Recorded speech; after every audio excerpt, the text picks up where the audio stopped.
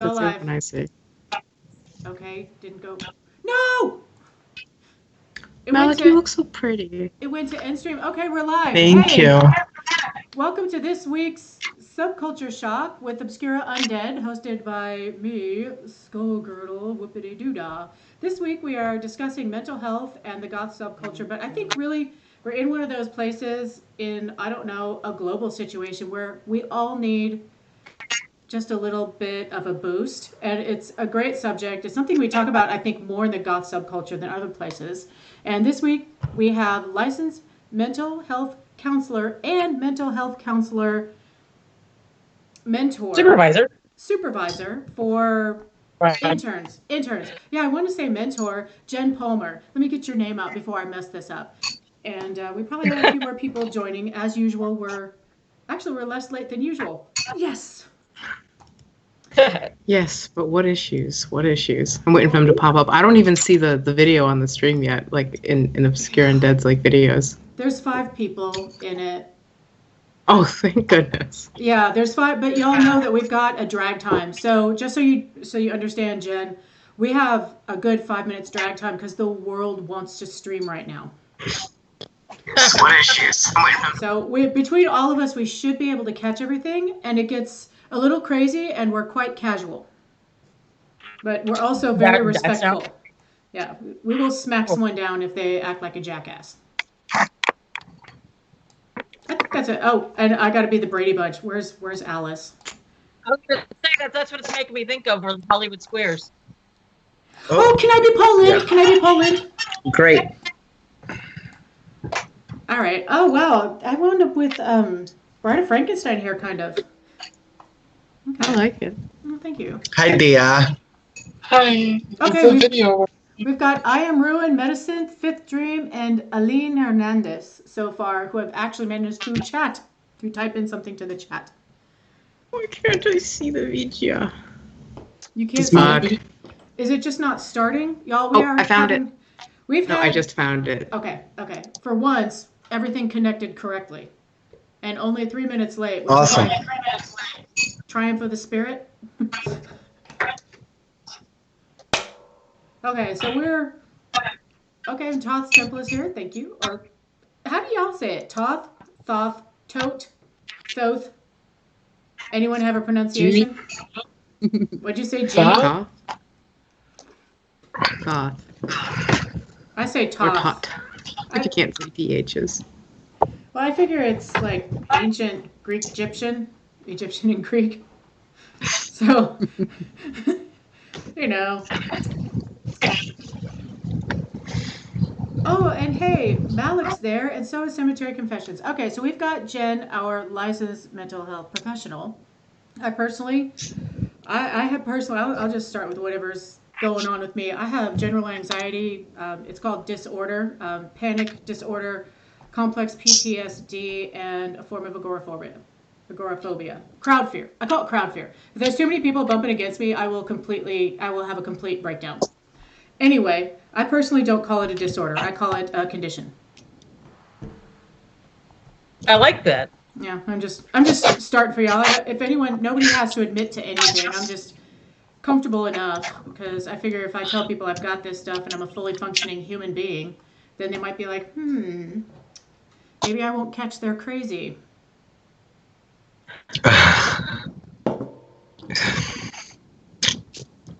Well, seriously, people do treat you like that. And right now, I don't know about y'all, but I'm doing shockingly well. I'm doing so well. Except that my insomnia is getting worse and worse every night. I have weird, crazy dreams, and every once in a while I will just completely freak out. Other than I'm functioning fine, but I say I'm doing really well because I am doing better than I thought I would be at this point because it's like week 5. I don't know what week y'all are on for isolation. Week 5. That sounds right. I don't know. I think I stopped counting. No, 6. It was 313. It's going to be 6 weeks that I last saw a show on Saturday. Oh, Friday, because I had to Saturday. miss Clan of Zymox on the 13th because none of my friends were going, and due to not being able to deal with crowds by myself, that was when I officially I officially call that isolating because I missed that show on March 13th. Mm. Oh, God, You know you're what? right, Give me it a is second. 6. I'm gonna let my co-therapist into the room. Oh, fantastic. Is it a pet? Is it a cat? Toth. Is it a cat? Tote. Just to piss people off. Thanks, Fifth Dream. Thanks a lot. Are we listing our disorders? No, I am. Yes, we I'm should just do. starting it. You don't have to. I just I mean, did I it think- to open the conversation. Since we're talking about it, I think we all should. I mean, I don't know but that's But individual it's, to everybody. right, and I don't like to call it a disorder, and I'm like not a nonstop freak. I'm not a nonstop freak out train, and I appear calm pretty frequently. I mean, you've seen me you've met me, so you know that I can appear calm. I didn't just freak out and jump up and down like Daffy Duck the whole time. No, but even when you're like still, you can tell you're uncomfortable. You just give off that vibe of just like, Yeah. nope. Oh, thanks. Thanks a lot. Mhm. Thanks a lot. Yeah. Same with you, Oh, come Azzy. on. Oh, yeah. Well, one thing Yeah. I've noticed that in some goth clubs, when you go and you look around at people, you can kind of see the waves of anxiety coming off a lot of people in the club. I mean, Yes. Yeah. Unless it's like their home territory. You know what I mean? The people that everyone calls the clique, but they're the ones that go all the time and really support the club. Are you guys the clique? No, you're not. No. Wait, what club? I don't know. We're not a any- clique. This would be Maybe. a group of people that goes to the same club all the time, and it's kind of like a lot of stuff revolve around them. That's what I'm talking about, the clique. Well, do we go to the same club all the time? No, but we tend to go No. places together. Except for No. Dea. She was too far away. Okay. Y'all don't go to the same clubs all the time, do you? Dea, why are you so red? It was at the I'm red light trying to district fix there. that. Yes. I'm dying. But as my I was friends, already joking. I had a friend that used to say everyone is sexy in red light. Yeah, that's a bit much though. I don't know. I mean, it was kind of like a specter in the This dark. is what I get for not testing my camera first.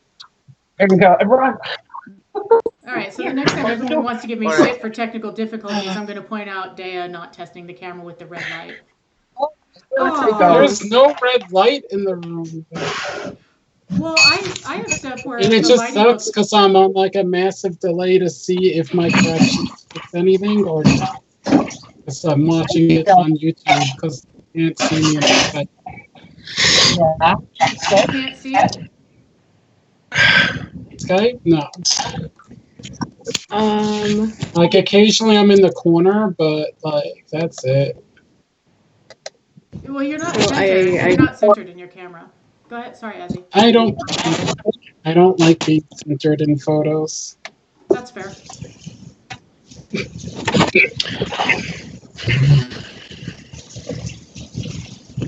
What streams are going to overlap? Cemetery Confessions. Oh God, that's tonight. Are they That's streaming? in 2 hours. Oh, yeah. An hour and 45.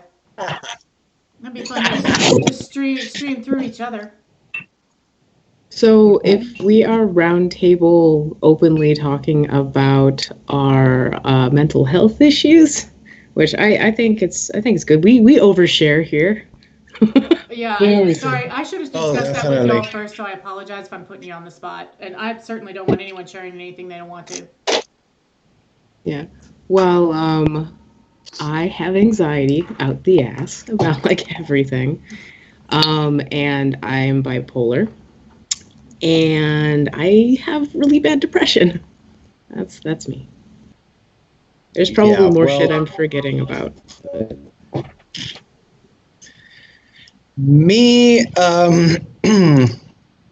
I was diagnosed being bipolar when I was young, but I don't think that was a misdiagnosed. I don't know, whatever. But I really do suffer from depression, and also like anxiety, a lot of anxiety. Like, yes.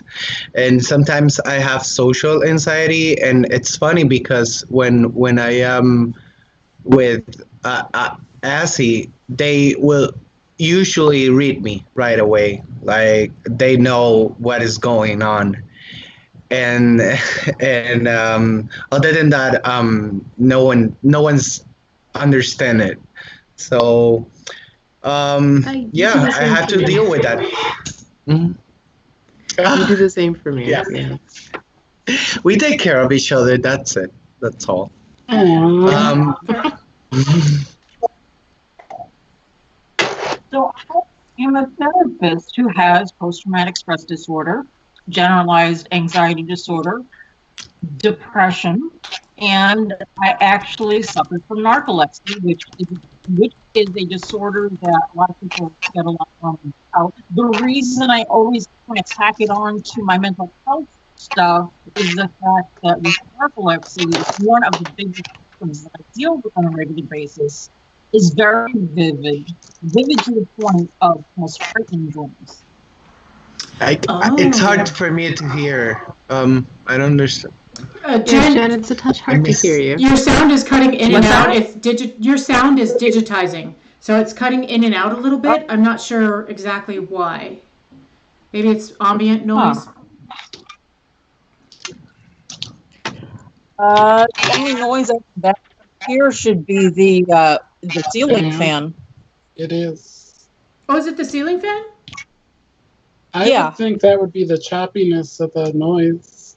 But I can hear you right now very well. Yeah. Okay. Oh, because you're in front of the ceiling fan. Okay. Yeah.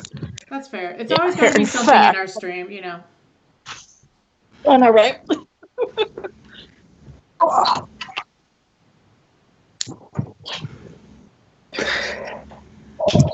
So, Right. did we want to repeat any of that, or should I go? Okay. So yeah. I'm fine repeating. Hello? Yeah, you've got a little bit of cutting out. It's much better, but there's just a little bit of cutting out. So if we all sit here, we're all just waiting to see if your sound. It's just your sound. Your video. Yes, please. But yes, please repeat.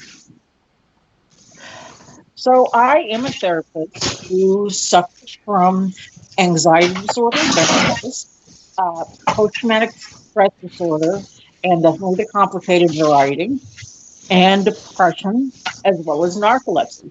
And I bring narcolepsy up, which is a disorder that a lot of people get a lot wrong about, because of the fact that it causes such deeply vivid dreams that sometimes it becomes frightening. Right. So a lot of very, very lucid. It's akin to nightmares because of because they're so vivid. Yes. It's like you are in a lucid dream and you're very aware you're dreaming, but so it's that sort of panic. Does anybody else hear that banging? Yes, I do. I'm not. It's here. It's the dishes. Oh. I'm sorry about that. Wow, it sounds like somebody's playing with lawn chairs. But because I'm here doing it is quiet like a tomb here. My dogs are 100 years old. They're all asleep already from going potty about half an hour ago. Yep. Okay, everyone is fine. Yeah, there's a little bit of buzz. Okay, so we seem to have mostly quiet now. Thanks. I asked everybody how the sound was because you never know. Apparently, you never know, even if I don't change anything. Right. Okay. So, Dea, would you be willing to share? Yes. Yeah. So for me, gender dysphoria and body dysmorphia are two of the, more obvious ones. And from there, I do have PTSD. And it was diagnosed as general anxiety. I've always felt like it bordered a little more on paranoia at times, but at very least, some decent anxiety. PTSD or complex dysmorphia PTSD? or something. I don't know the difference. Well, we have a therapist. Can you explain Yeah, the that difference? would be a good person to explain. Right, Jen. Can you explain the difference between PTSD and complex PTSD? So PTSD, for the way that in the DSM, basically is you have trauma associated with a single event. Complex PTSD is trauma that is coming from various different events that have happened in your life, and unfortunately, they come together in Voltron. And would it matter if it's like similar events, just different instances of it? No, I don't think it would necessarily matter. The thing is, what's traumatic to one person might not be vice versa. Joe. So if there are a bunch of traumas, even if they are a little similar, they are separate events. And, sometimes they'll probably cluster, and then sometimes it'll just be one in. The brain's funny like that. Yeah, so I would say it would classify as complex PTSD. I don't remember that being stated, but it might have been, because more of the discussions were about dealing with those traumas than, that part. Right. Or when something, it was explained to me, I forget where it was, where complex, the difference between anxiety and complex PTSD, not the types of PTSD, is that with anxiety, you think something bad is going to happen. You're always thinking something bad is going to happen. You're always worried about it. But with the complex PTSD, because you already have the experience, you know that something bad can happen. Well, I mean, it's more like I'm just convinced it's going to happen again, and it's a matter of time until the next event. That is, I would say, personally, that is what it feels like. Yeah. And anxiety, one of the main things too, whether it's anxiety because it's generalized or a situation that involves trauma and post-traumatic stress disorder, a lot of it, will feel generally the same. So I'm, as a therapist, I'm not always as concerned with the diagnosis, but the symptoms and how to treat them. And then looking at the individual person and seeing, okay, what is a good treatment plan for this person? What is their particular needs? Because everybody's different. And that was definitely more the style of the therapists I've been seeing. Good. I'm glad to hear that. Right. And the reason that mine came up is because I had some things that I could manage to work through that fear. Like, I can get on a plane. Yes, I have to have Xanax for it, but I can get on the damn plane now. But there are other things that I just can't find a way to work around with medication or not medication. And that's why my therapist explained the difference of what she thought at that time was happening and why I was getting so frustrated, because no matter how hard I would try, or because I'm an immersion therapy type of person, I am not getting in a barrel of snakes. Okay. I'm a herpaphobe, but I'm not getting in a barrel of snakes, but I will do things that scare the shit out of me. Okay. Sometimes because they scare me. So when that doesn't work for something, we had discussion, like, I don't know, 2 or 3 sessions, and finally she's like, well, I think it might be da-da-da-da-da-da. And for me, it was helpful because it helped me understand where I have to make limits with myself, if that even makes sense. No, that does. I mean, I don't know if you guys are familiar with the spoon theory or spoon explanation. Or sometimes I know some of us that are into playing role-play games and video games and stuff, we say that we only have so many spell slots for the day. And when those are used up, those are used up. Yeah, the spoons, when you don't have any spoons left, they're all used up. That's... You're cutting out a little bit. Yeah, I'm just re-explaining. I'm not putting words in your mouth, I promise, I swear. Oh, okay. I'm just making sure you guys can hear me. So yeah, spoon theory. It's like a lot of people that have chronic pain issues use spoon theory to explain how they're feeling. A lot of people with mental health have adopted that because it's such a great way to explain, how it is. Okay, so it might take a spoon to wash the dishes in the morning or make breakfast. It might take 2 spoons to pick up the phone and call your mom. There's only so many things that you can do in a day, and some days you're going to start with more spoons than you are in other days. It's just the way it is. That's a good analogy. I also have a friend that uses forks. So when you're, for me, for anxiety, I've had a lot of help in the last year and a half. But her theory is that you have so many forks in you, which one can you remove? Like, you have to pee, you're thirsty, this person is screaming for that, there's a super loud noise, you're super tired, all this stuff. It's like, well, I can go to the bathroom and have a drink of water, and that will remove a couple of forks. So it's parallel, I guess. Kind of like you're starting with, you want to get rid of them, and the spoons you want to get more of. Okay, so we have a question, and somebody asked, I have to scroll it down, damn it. Is complex PTSD the same as paranoid delusions associated with psychotic depression? And somebody was diagnosed with both, but they don't understand the difference of complex PTSD and paranoid delusions with psychotic depression. And I have a friend that had psychotic depression. They're not. Yeah, I wouldn't think so. That could be a long answer. So first of all, the short part of the answer is no, they're not the same thing. They're not. They're not, no.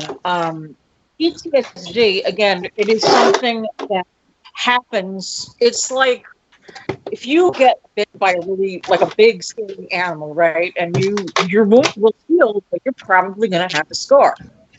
So that's a good way to think about PTSD or complex PTSD. They're scars that are left behind. They might not, they might not hurt as bad as when they first happened, but they're still there. Like psychotic depression with psychotic features is what it sounds like you're talking about. Is actually something that we don't see very often. I kind of wonder, if this person has been diagnosed with very, very rare thing. Again, I don't think actual diagnosis. Sound just cut out. You're cutting off. It sounds like there's somebody's got something in the background. Okay, yeah, you're cutting off. I can't hear you. You're cutting off. Is there a way to do Skype by just phone call? Is it the fact that I have video calling? Because I'm doing it on the phone app. You can do it on the computer. Oh. Wait, what do we need? Do we need to reconnect? If you want that, we can do that. We can try and see if that fixes the sound. Okay. Oh, did you call in? This is it? No, I called her. Yeah, I was going to say, Azzy called me. Okay. If you will hang up on the app, and Azzy, if you will call again, let's see if we can get a little bit better connection. And give me a second. I'm gonna turn off some apps that I also have on this phone. See if we can get more memory in there. Okay. Okay. Oh, fibromyalgia. Meanwhile. See, another frost. I actually learned the fork thing when I had chronic pain issues because I'd injured my foot. I have a tiny, tiny bone spur, which who cares? Bones don't hurt until you step something just right and you poke through your tendon. Then it really hurts. So I had chronic pain there, and my colitis was causing me chronic pain. So I was a mess for like 3 years. That's why I started a YouTube channel, truth be told. So yeah, the fork theory works for me, but I learned about the spoon theory with that issue. And one of my sisters actually has fibromyalgia. And she uses the spoon theory. And it's quite helpful for everybody I know that has. I have a friend with rheumatoid arthritis that uses it too. So for me, forks works better.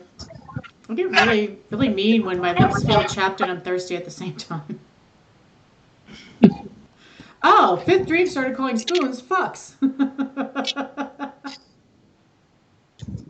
Hello. Hi. Hi. All right.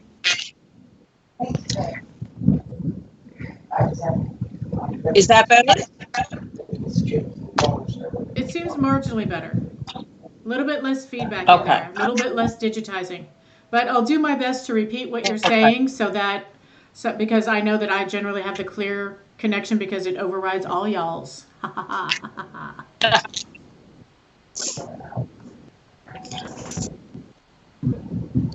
Panic attacks are the absolute worst. Oh yeah, I assume that a lot of people are having panic attacks right now because I think this morning I had about a half-hour long panic attack, which is like heart palpitations, and it has that weird cold feel in your throat, almost like you're coughing, but you're not coughing. They're different. I don't generally feel like I'm having a heart attack, but I will all of a sudden realize I'm freaking out and I can't really think about anything except for my heart going. Yeah, I feel actually- vomity when I have panic attacks. Oh. Yeah, I usually feel completely out of breath with them, and I've been actually getting them a lot less because I get them when I'm out at like concerts and at clubs, etc. I've left many of a show we've been at without saying anything to anyone and disappearing because of them. Mm-hmm. I never had one, but I think I've been close to having one quite often. And I don't know, something happened. Someone called me or something happened that it distracts my head into what I'm actually thinking in the moment. But yeah. I'm trying to keep up with the chat, y'all. I've been having panic attacks during isolation. I haven't had one in about a week and a half. It's been a minute. Like, I'm really glad to be acclimating, but the first week of isolation, I was having maybe like one or two, and then the second week of like quarantine and shit, it was like almost every day, and then it kind of ramped up to like a couple times, like potentially a day, and it was really, really bad. Because before that, it would only be out in like social situations, like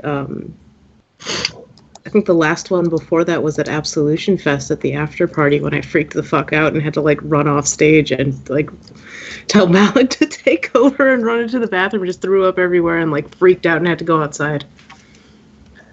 I think there were extenuating circumstances on that would have that is wow. Yeah, I'd have had a panic attack too. Yeah, but I keep having them at work, and then I just have to go outside and sit in my car. And I've been smoking a lot more because of it. Really? Oh yeah, I'm up to like a pack a day, from like a pack a week.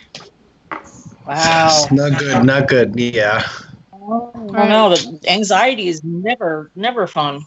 No. It's awful. No, I've been taking ashwagandha because of the anxiety, and it has helped. Yeah, you recommended that for to me, me. and that has been What is very it? helpful. What the hell Very, is very ashwagandha? helpful. Is that like tea? Do you drink it? Do you smoke it? That's- What do you do with it? That's a root, like a plant. It's natural, and it helps with stress and anxiety and all that. So I Yeah, have, I've been it's taking that for very about good. It's 2 very weeks, good. and I haven't been really Yeah. having panic attacks the last 2 weeks. It's really helped. That's never. wonderful. Well, how do you ingest it? That's what I'm trying to ask. Pills. It's a Powder and a capsule. capsule. Oh, it's an herb capsule because I have magnesium malate, which is why I sleep at all. I think because I started taking that, and then I have this tincture that tastes like ass because it's got lavender in it, and that stuff will make your tongue numb. But together they work. But my panic attacks normally are at work or during work or as I'm falling asleep, or I just wake up in panic, and it takes me half day to figure out I've been in panic for like 6 hours sometimes. Oh yeah, I had a freak out before falling asleep. Not that I slept last night all that much because insomnia has been really bad. Right. I just assume insomnia is because I seem to be. I have my ups and downs. Like that first week, I decided to explore my alcoholism, which got very boring after a while. So you guys see me. You see all the liquor I drink. It's all on live streams, or if I talk to a friend, I was like, I'm going to explore my alcoholism, and that got boring. And I'm like, okay, well, if I was an alcoholic, it probably would have been a little bit less boring. But generally, I just have days that I call them down days, where you're just kind of a lump. And then I have days where everything's fine. I have good focus. It's all good. But mostly I'm having focus issues, which, of course, is anxiety. But, my Xanax is precious because I had to sign a piece of paper because it's a controlled substance. And so I save, I hoard it. Although I don't need it for VGK because nobody's going now. Yeah. A lot of people get sensory overload, but that doesn't necessarily imply normal. A lot of my friends are on the autism spectrum or have other conditions. Oh, that's Dea.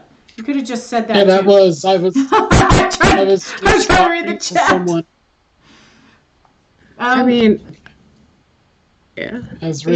shortness of breath is really one of the most common panic attack things, because I will realize I couldn't breathe. Okay, y'all, so when the COVID first started, the coronavirus, the last day I was in the office, I was like, I got the COVID, I can't breathe, and I finally figured out that's when realized I had actually woken up with panic. And it was like 2 o'clock in the afternoon and I get up at like 4:30 when I go into the office. It was like 2 o'clock in the afternoon, I was like, oh my God, I'm panicking. So I took a half a Xanax, and because my albuterol hadn't been working, and I'll be damned if 15 minutes later I wasn't able to start breathing. You guys watched me have a panic attack on stream, I think 2 or 3 weeks ago when I went outside and just started chain smoking really bad. Oh my God, I had to call you out because of that. I texted them immediately. I was like, you're smoking too much. I didn't even realize I was doing that. They told me they were in trouble the next day. Yeah. But yeah, well, you kept quiet. Yeah. Oh, I'm reading again. Anxiety over depression. You know what, Glass-Winged Angel? I had depression. I went to, like, the second time I went to therapy, my first therapist was not a good one. When I went to a therapist that was the "it's not your fault" therapy, that did not help me. It made it worse. And I went into a horrific... Really? It did for me, yeah. I need someone to help me puzzle out, and now I know what my process is. I understand. If I just do the fucking journal thing that I hate so much, it'll eventually come out, and I'll freak out, and then there'll be, like, slashes in the book, and then I'm fine-ish a week later. So, whatever. Blah, blah, blah. The second therapist I had, I forgot. My stream of conscious thought is gone. The first one didn't work for me, though. The whole "it's not your fault." Because I have alcoholism in my family on both sides. So I think it breeds anxiety. Oh, absolutely. That could be a whole live stream in and of itself. Yeah. Yeah, so I have an alcoholic father and a narcissist mother. My alcoholic absentee dad was the good parent. I don't mean to interrupt, but I think we should go back to the explanation of the difference between one and the other. Thank you. The PTSD because it was very good. It was very good. Was it PTSD and paranoid delusions? Yes. Okay. Thank you. I couldn't remember what it was. Okay. Yeah, paranoid delusions and PTSD are two very different things. You know, I wanna start first of all by saying I have in my experience, I've had a lot of clients come to me telling me about things that they were diagnosed with that their therapist never explained anything about it to them, just said this is what you have, or the therapist never tell them what they think is what they think is the problem. So people come to me with either they're totally confused about therapy to begin with, or these terms that they don't understand because the therapist didn't take the time to sit there with them and explain and said, okay, well, this is what I think is the problem. So paranoid delusions, that could happen because of so many different things, whether it is from some sort of disorder like schizophrenia, schizotypal, anything in that range. It could be something that is brought on by a disorder, a medical disorder. Your thyroid could really mess you up. It could be something from using a substance, whether it is for medical reasons or other reasons, because there's a lot of medications people get prescribed and they have no idea what it's going to do to them. Mm-hmm. I've had a couple. So paranoid delusions are when we call them persecutory delusions, because you feel like somebody is somebody's talking about me. Somebody wants to do something bad to me. It is also considered, in a way, a form of a narcissistic type delusion, because you think everybody is talking about you. It's not necessarily in the same vein of like, oh, everybody's talking about me because I'm awesome. No, everybody's talking about me because they want to get me. PTSD, though, like I mentioned before, it is something that you develop because of an event. Can you have, feelings of paranoia because of a traumatic event? Absolutely. That's not surprising. I think that one of the biggest problems is that we have a lot of therapists who can't relate to clients or don't make it. So they need to kind of have this position of power where, well, I think instead of sitting across from a person and being like, look, let's discuss this. This is what I think. I also want to know what you think, because a lot of times self-diagnosis when it comes to mental health disorders, you're right on, because it's your mind. I can't read your mind. I'm not that good. Right, that makes sense. The last therapist that I ever went to, which is a long time ago, and I don't trust therapists because of him. For this reason is because he kept asking me questions, and every time I tried to explain like how I thought or processed things, he would tell me that's not a thing. Like that's not real. Know that? That's bullshit. Yeah.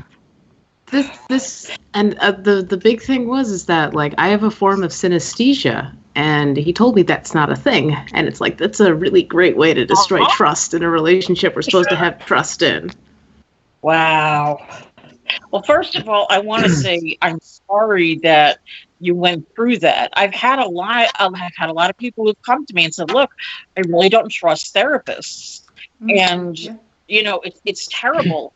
Unfortunately, working in the field, I'm not surprised, because some of the things my colleagues do are absolutely unacceptable. And honestly, I wish, like, on their behalf, I could apologize, but, I can't. And I think that's why I went into business for myself, because there were some things going on that to me felt very uncomfortable, and some things that were just plain unethical. So I went and started my own practice. Yeah, that was a similar situation to me, because the first time that I saw a therapist other than a school therapist was when I came out as trans to my parents at 18. They had sent me to one who was rather insistent that I wasn't transgender, and a lot of it was based off of it was based off of outdated sort of ideas as what it meant to be transgender, because the fact that I liked women and not men, because if you were a trans woman, you're expected to be straight, and just a lot of other areas we didn't see eye to eye at. A lot of the ways that we worded things were very different.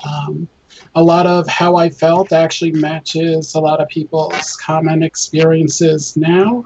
which just weren't like well, I guess, documented or known of at the time. And it was another 13 years before I saw a therapist for being trans. I tried to get hormones illegally. I tried to do all sorts of things, but I did not go back to a therapist after that. I see why. I can't blame you. And I mean, another part of that even was, and it's bad because when you start looking at things online, I had been denied HRT at the time. One of the common practices would be that you'd have to live, in my case, as a woman for a year at least before they would prescribe it. But I was told by a few other people who have been through it that if you get hormones illegally, they will write you a prescription so that you stop taking these dangerous illegal hormones. So I was sort of intentionally seeking out illegal hormones to try to get fast-tracked onto prescribed hormones. But, yeah. Wow. So this is how the health system works here, huh? Well, I mean, that's another big part of it because I mostly never had insurance. I had it Right. at 18 still under my parents' me neither. insurance. Well, Yeah. They didn't have insurance, and also when I did have it, teaching was threatened to be terminated for that alone. So I continued to be in the closet. Yeah. Yeah. My So insurance politically, is good. I can have 12 sessions, or one visit to a hospital in the entirety. Well, the visit is in the entirety of the time that I have this insurance policy, but 12 visits is the most I've ever heard of with insurance for anyone I know. Yeah, that's Yeah, I paid for That's mine a lot last for the time. insurance. Yeah, I just paid for mine last time. yeah. Well, my insurance turned it down. I'm not sure why, but they did. Yeah, I choose not to work with the insurance company at this time because there are so many there. Again, that could be a whole nother thing. There's a lot of things that I feel, first of all, a lot of my clients don't have insurance. So I offer sliding scale and reasonable rates. So that way, at least, it's something that they can afford and come to, or, they don't have to worry about coming through like 4 sessions and then they can't come back to me or have to get sent to somebody else. Oh, come on, internet.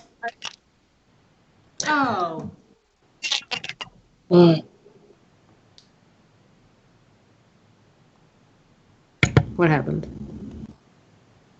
Did we die? I'm not Did sure she what die? happened, y'all. I don't know if the stream is still going. It's not off. Everything on my computer just stopped, y'all. I'm still seeing the Okay, stream. let me fix this. Yeah, I am too, but the Wow. lag was pretty bad on it. We Can were anyone frozen hear on the anyone? stream. Oh, we froze. Yeah. Hello? We are off the internet. We are off the internet. Shit, y'all. Oh, actually, weird. We can just see like her screen entirely. I'm not sure what to do. Let's try this.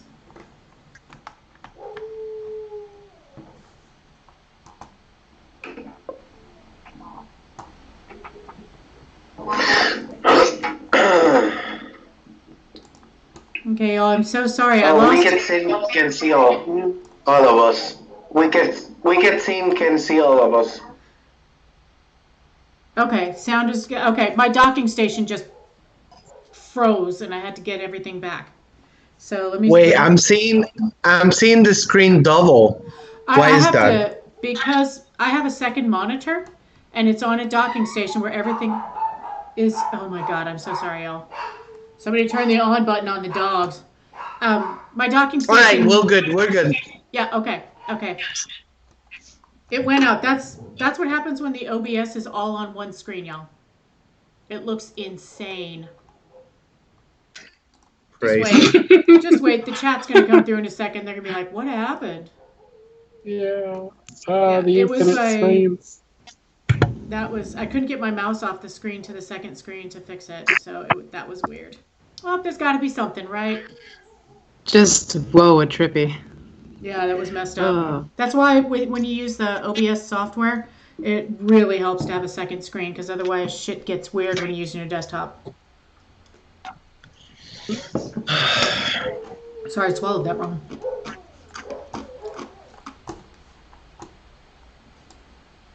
Okay, let's see what everybody says. They're probably like, what just happened? Yeah. No, surprisingly few. Oh, here's as that form of associative synesthesia, where I think odors and emotions. I don't remember if you got to say that, or was that happening right when everything went bad? Oh, I didn't Matt. say that at all. I just typed it out because Oh, it seemed okay. easier. Well, yeah, because I think of almost everything with some kind of emotion or smell. It's not the same thing, but it's kind of, people don't get it sometimes. I think it's really interesting because everybody's brain is different. Thinking in colors and emotions sounds really cool until you can't relate to other people because they can't figure out that you hear. Ooh, there are some days when I'm in a mood and I try talking to people and it doesn't make any fucking sense. Yeah. That's not. I'm sorry, my camera's all fucked up. I don't know what happened. Everything just went crazy. Yeah, that's got to be difficult to communicate with people sometimes when you're thinking. Because I think usually heavily emotionally based. I think logically, but I also think heavily. It kind of overlies everything. So sometimes people have a hard time relating to Well, that. it should. So to take it to the level of colors and shapes on top of that must be very difficult to deal with people sometimes.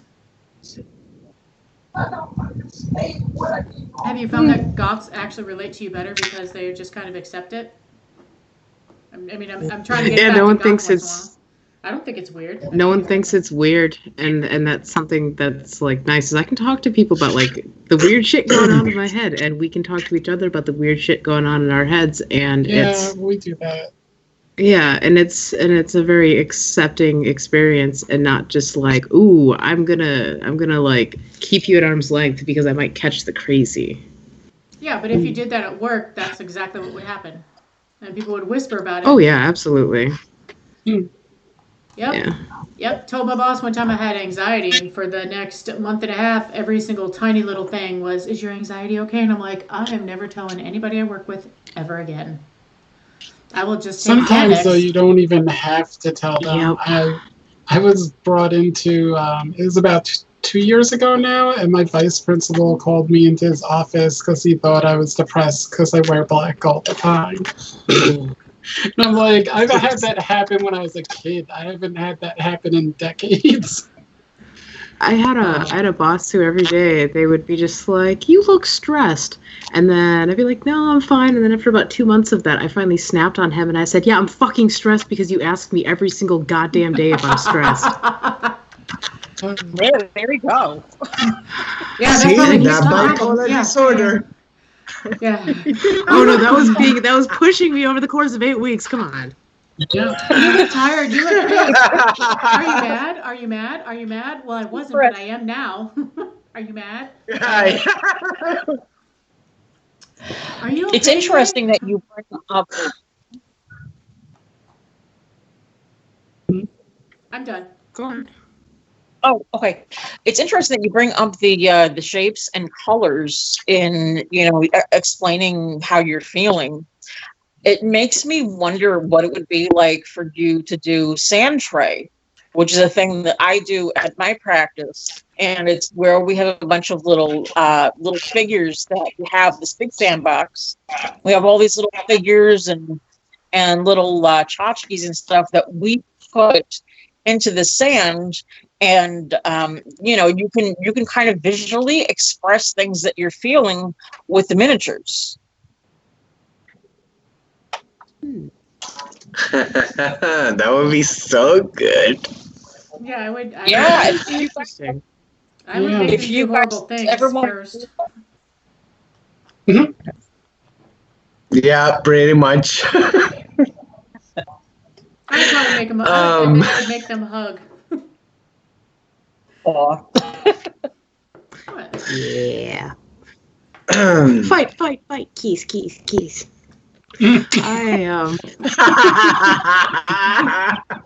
on other things. Yeah, I admit to my immaturity with figurines on the desk. If somebody else's figurines on the desk, I understand the function of that, and it's actually a really good thing to do. if somebody as immature as myself isn't around making your Star Wars characters butt fuck each other.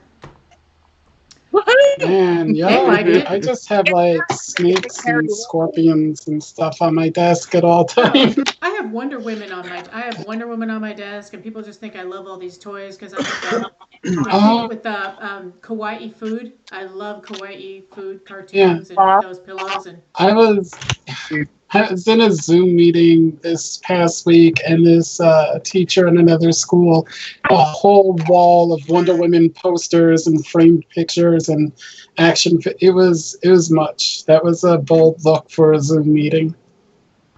Yeah, I have 4 figurines that were all gifts. Well, one I bought, but they're just gifts. People give me Wonder Woman because they don't know what else the hell I like.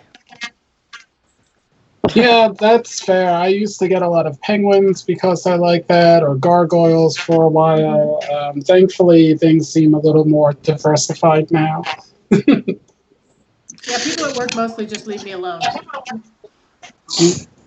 One of my students got me my first Funko Pop, which is Joey Ramone, because of the patch on my jacket. Well, that's thoughtful. That is really thoughtful. It was. I really like that. I never had any Funko Pops. I thought they were kind of dumb looking until that point, and now I have like a half dozen that people have given me as gifts, and they've grown on me. I just have the Wonder Women. They're fun. 2 of them are Funko Pop, though. But I find having little... Hey, Jen, where'd you go? I am just getting my little I do have trouble Woman somewhere, but it's over by my like Catra and Steven Universe stuff. My little cartoon shrine. Jen, I have a question for you. Cool. Does being goth affect your sort of like approach to your practice or therapy? Yeah. I mean, it affects me in good ways and in bad ways. One of the good ways is that there's a lot of populations in the area that I work in that are not commonly served by the mental health professionals that are in the area, or they're just not served appropriately, if that makes sense.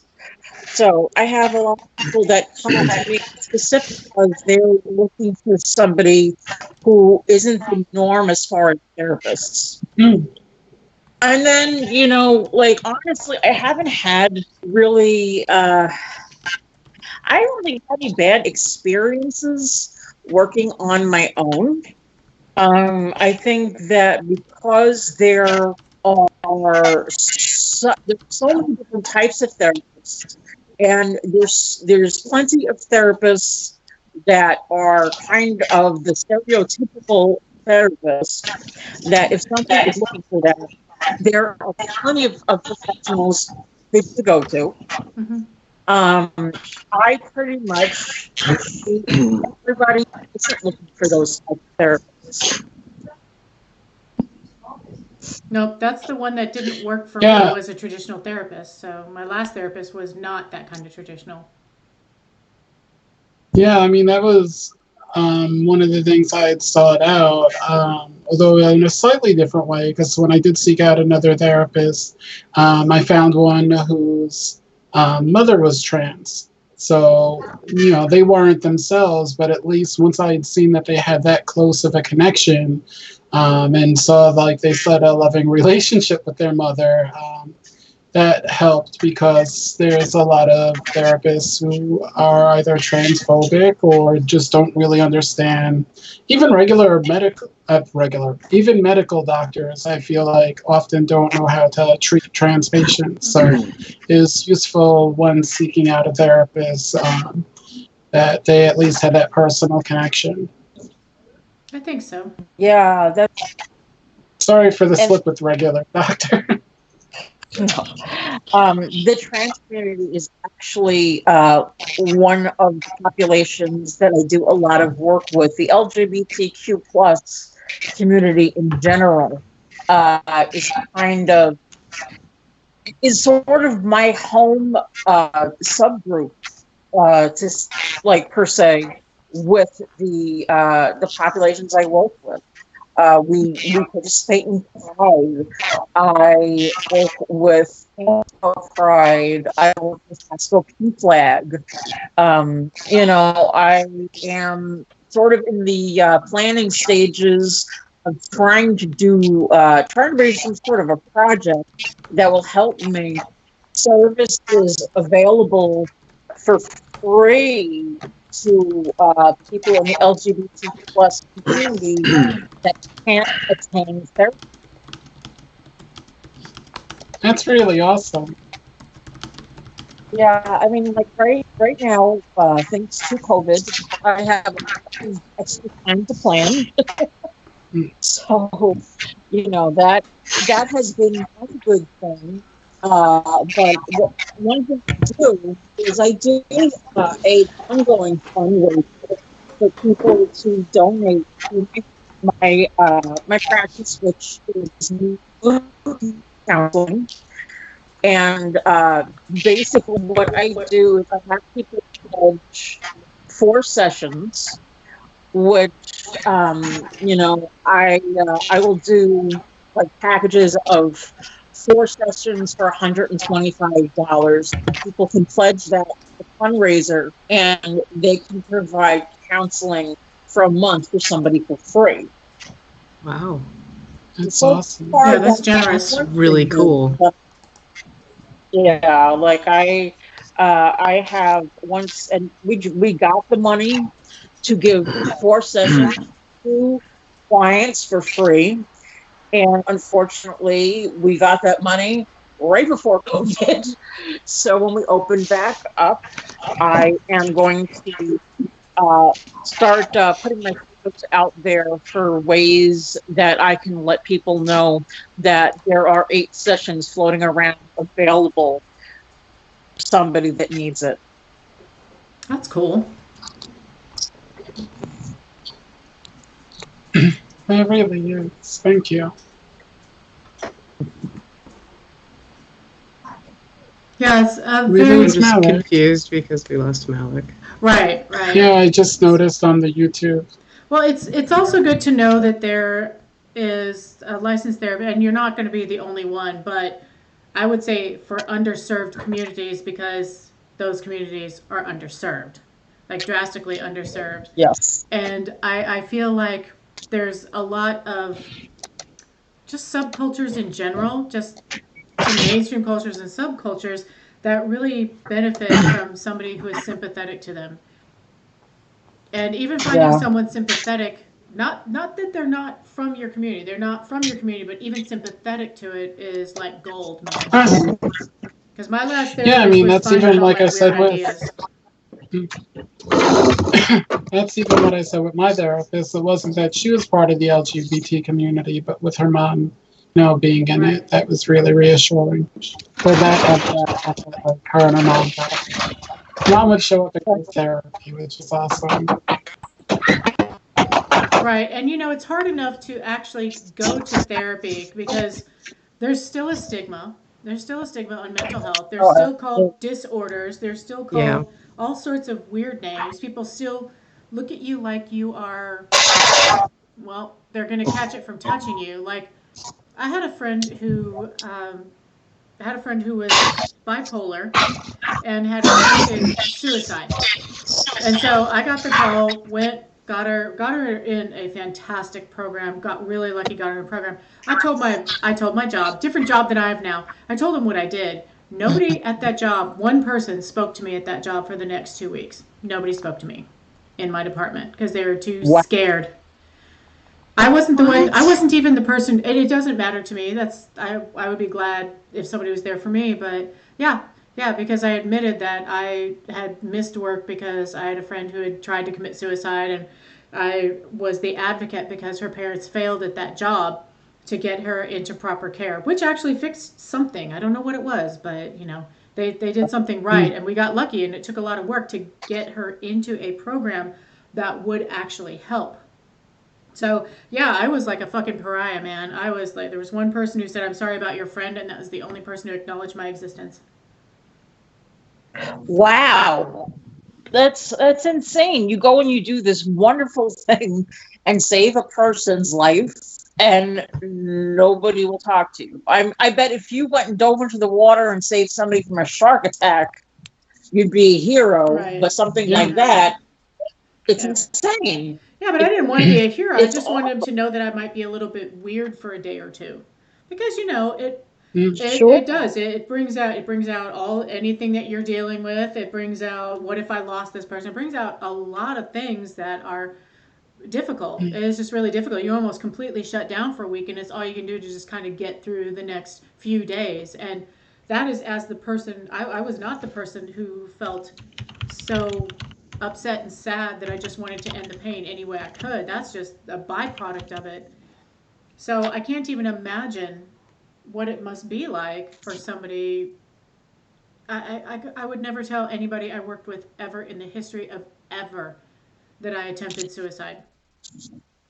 I just would not. It's just the average person has so little sympathy for it, and they can't understand it. And I was like, dude, that's just somebody trying to stop the pain because they can't find another way. But it's appalling the way people act and react around it. So, and I don't know. So to hear that there's therapists that treat their charges, their clients, the people that they care for. I don't care if you're being paid for those kind of professions. There's usually a calling to the profession beyond that. But it's upsetting just to think about therapists who don't really give a shit about their charges. They're the people they care for. Yeah, I am not going to give specific stories of things that I've heard with other people's experiences with therapists, but there are some things that I have heard and seen in all the years that I've worked in the field of counseling and mental health that it just boggles my mind. I still can't believe some of the things that I've heard about or I've seen. Yep. And I've known several mental health professionals, just whatever the range is, like from orderly in a ward, therapist, counselor, just up to psychiatrists and stuff like that. And there are always people especially in a hospital situation, a public hospital situation, that will be very kind and say unsympathetic to their patients. It's it's a crapshoot. So going to therapy is terrifying. Those first couple sessions, you're terrified because you don't know what you're getting, even if the person comes highly recommended. Yeah. The last time I got lucky and I had a very sympathetic to pagan and atheist, etc., all that kind of stuff for me, which was important, and I got really lucky, and she was fantastic. But before that, not as lucky. That actually leads me to one of the issues that I face a lot working in the Tampa Bay area is I do a lot of work with the pagan, Wiccan, and every other religion that isn't Christian. That's a big population that I serve because the area that I work in is extremely Christian. So I've had clients come in that are pagan, where they've had therapists tell them that they're delusional, or try to send them to their church, or just lot of things. Inappropriate. And, as a therapist, I don't know what to say. Oh my goodness, what they're doing is so inappropriate. It goes against everything that we learn in school. But I feel a lot of people enter the field and they just throw that all away. So that has become one of my big passions, is working with religions that are underserved. I hadn't even really thought about religions as being something that was a big factor in finding a therapist, but that makes sense because we drag religion into fucking everything. Yeah, I was looking for a licensed anxiety specialist to try to help me with my fear of flying. I've discovered that Xanax and booze works, and y'all, I'm still alive, so I'm doing this. I'm doing this in a way that works for me. I know it's dangerous. I did the research, but all I could find for people who specialized in anxiety, they all had the Christian fish. They had the Vesica Pisces, cut up Vesica Pisces on there. And I was like, do you even understand that sacred geometry and a Greek symbol? You don't even know what your symbol is, dude. But it was all said Christian on there, and there's no way. I've had to go with God. God's not helping me. I need some therapy. Yep. And it's one of those things that they will put Christian on things, but what if I had put an ad up that said that I'm your friendly goth therapist? If I were to put that, they would say to me, "Oh my goodness, why would you put that?" But them putting Christian, that's totally okay, and that's that's the dissonance that really drives me crazy. Yeah, a Westboro would be outside your door about 2 minutes after you opened it. People would be like, Satanist. I like to tell Christians they're a subsect. Satan is a subsect of Christianity. Probably need therapy for that one too.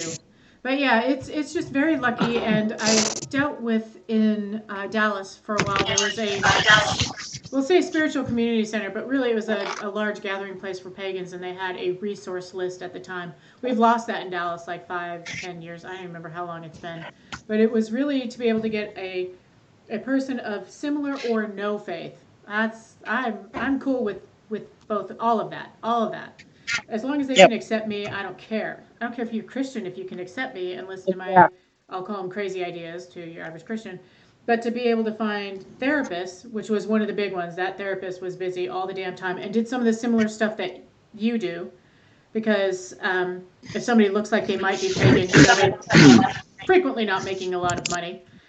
But lawyers, doctors, all sorts of stuff were on that list. I'd love to see that kind of stuff for goth as well, because I don't want to go to the doctor or a therapist who just thinks I'm crazy and looking for attention because I want my hair to look, apparently today's Bride of Frankenstein, which I'm in love with right now.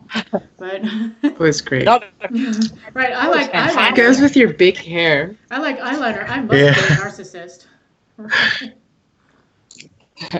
That's what I do as I do. Rampant narcissism. Right. Well, people will misjudge you, and it's very disheartening when it is a therapist, the very person who is supposed to help you. And we're supposed to be open-minded. We're supposed to be non-judgmental, but that's honestly not the case. And it's just it's upsetting. It's upsetting to me because there's so many clients that come to me and tell me horror stories, things that I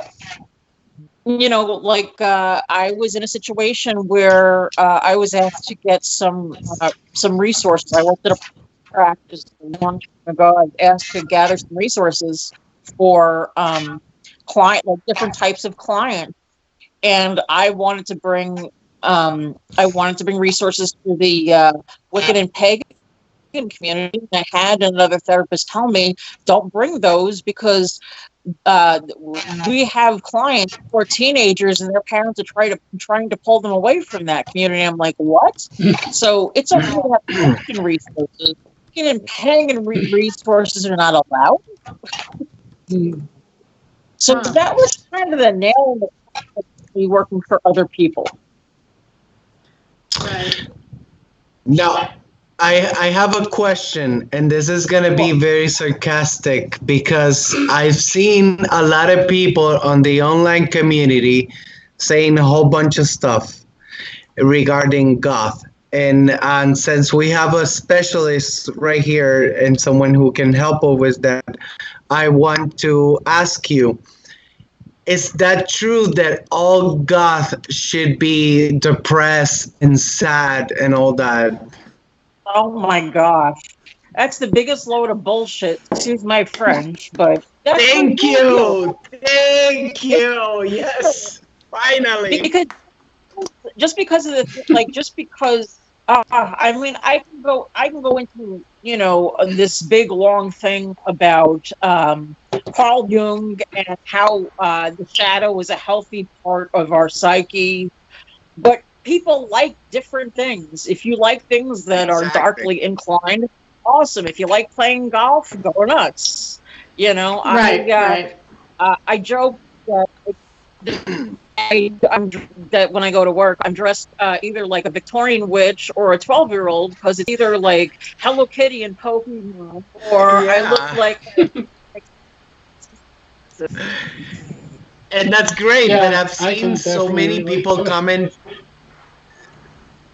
I would be so excited if I walked into therapy. Yeah. Oh, like that, geez, there's that British study that's thrown out thrown everywhere whenever anyone wants to make a fucking point about goths and depression. I saw that.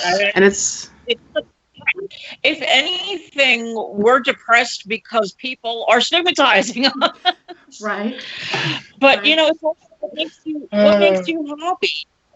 If black Victorian velvet and purple hair are what makes me happy, then that's what I'm going to do. Life's too short. It's what we say all the time. Well, you know what goth is depressed? When we stop dressing up. That's exactly when you say, well, we know that the American symbol for depression is overalls. That's universal. No, y'all, I'm kidding. Okay, so Jen, somebody asked if you do distance therapy. Do you do distance therapy like over the phone or anything? And if you do, can we share your business line or something like that? And I would be happy to share your information on the skullgirdle page. I mean, I'm in Texas, but yeah, I've been doing that now for people. Therapy. I do have a program that is secure for doing therapy sessions via chat. I also I try to set up little support groups for people on Discord if people want to go into a Discord server and just chit chat with like-minded people and things like that. So yeah, I'm very into the idea of non-traditional therapy, and right now COVID's making it a necessity. So the name of my practice is New Moon Counseling, and I'm over in I'm on the border of Zephyr Hills and Wesley Chapel, my office.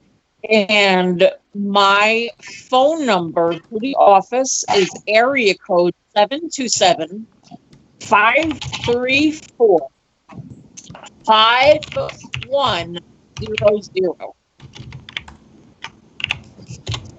And are we all typing it in?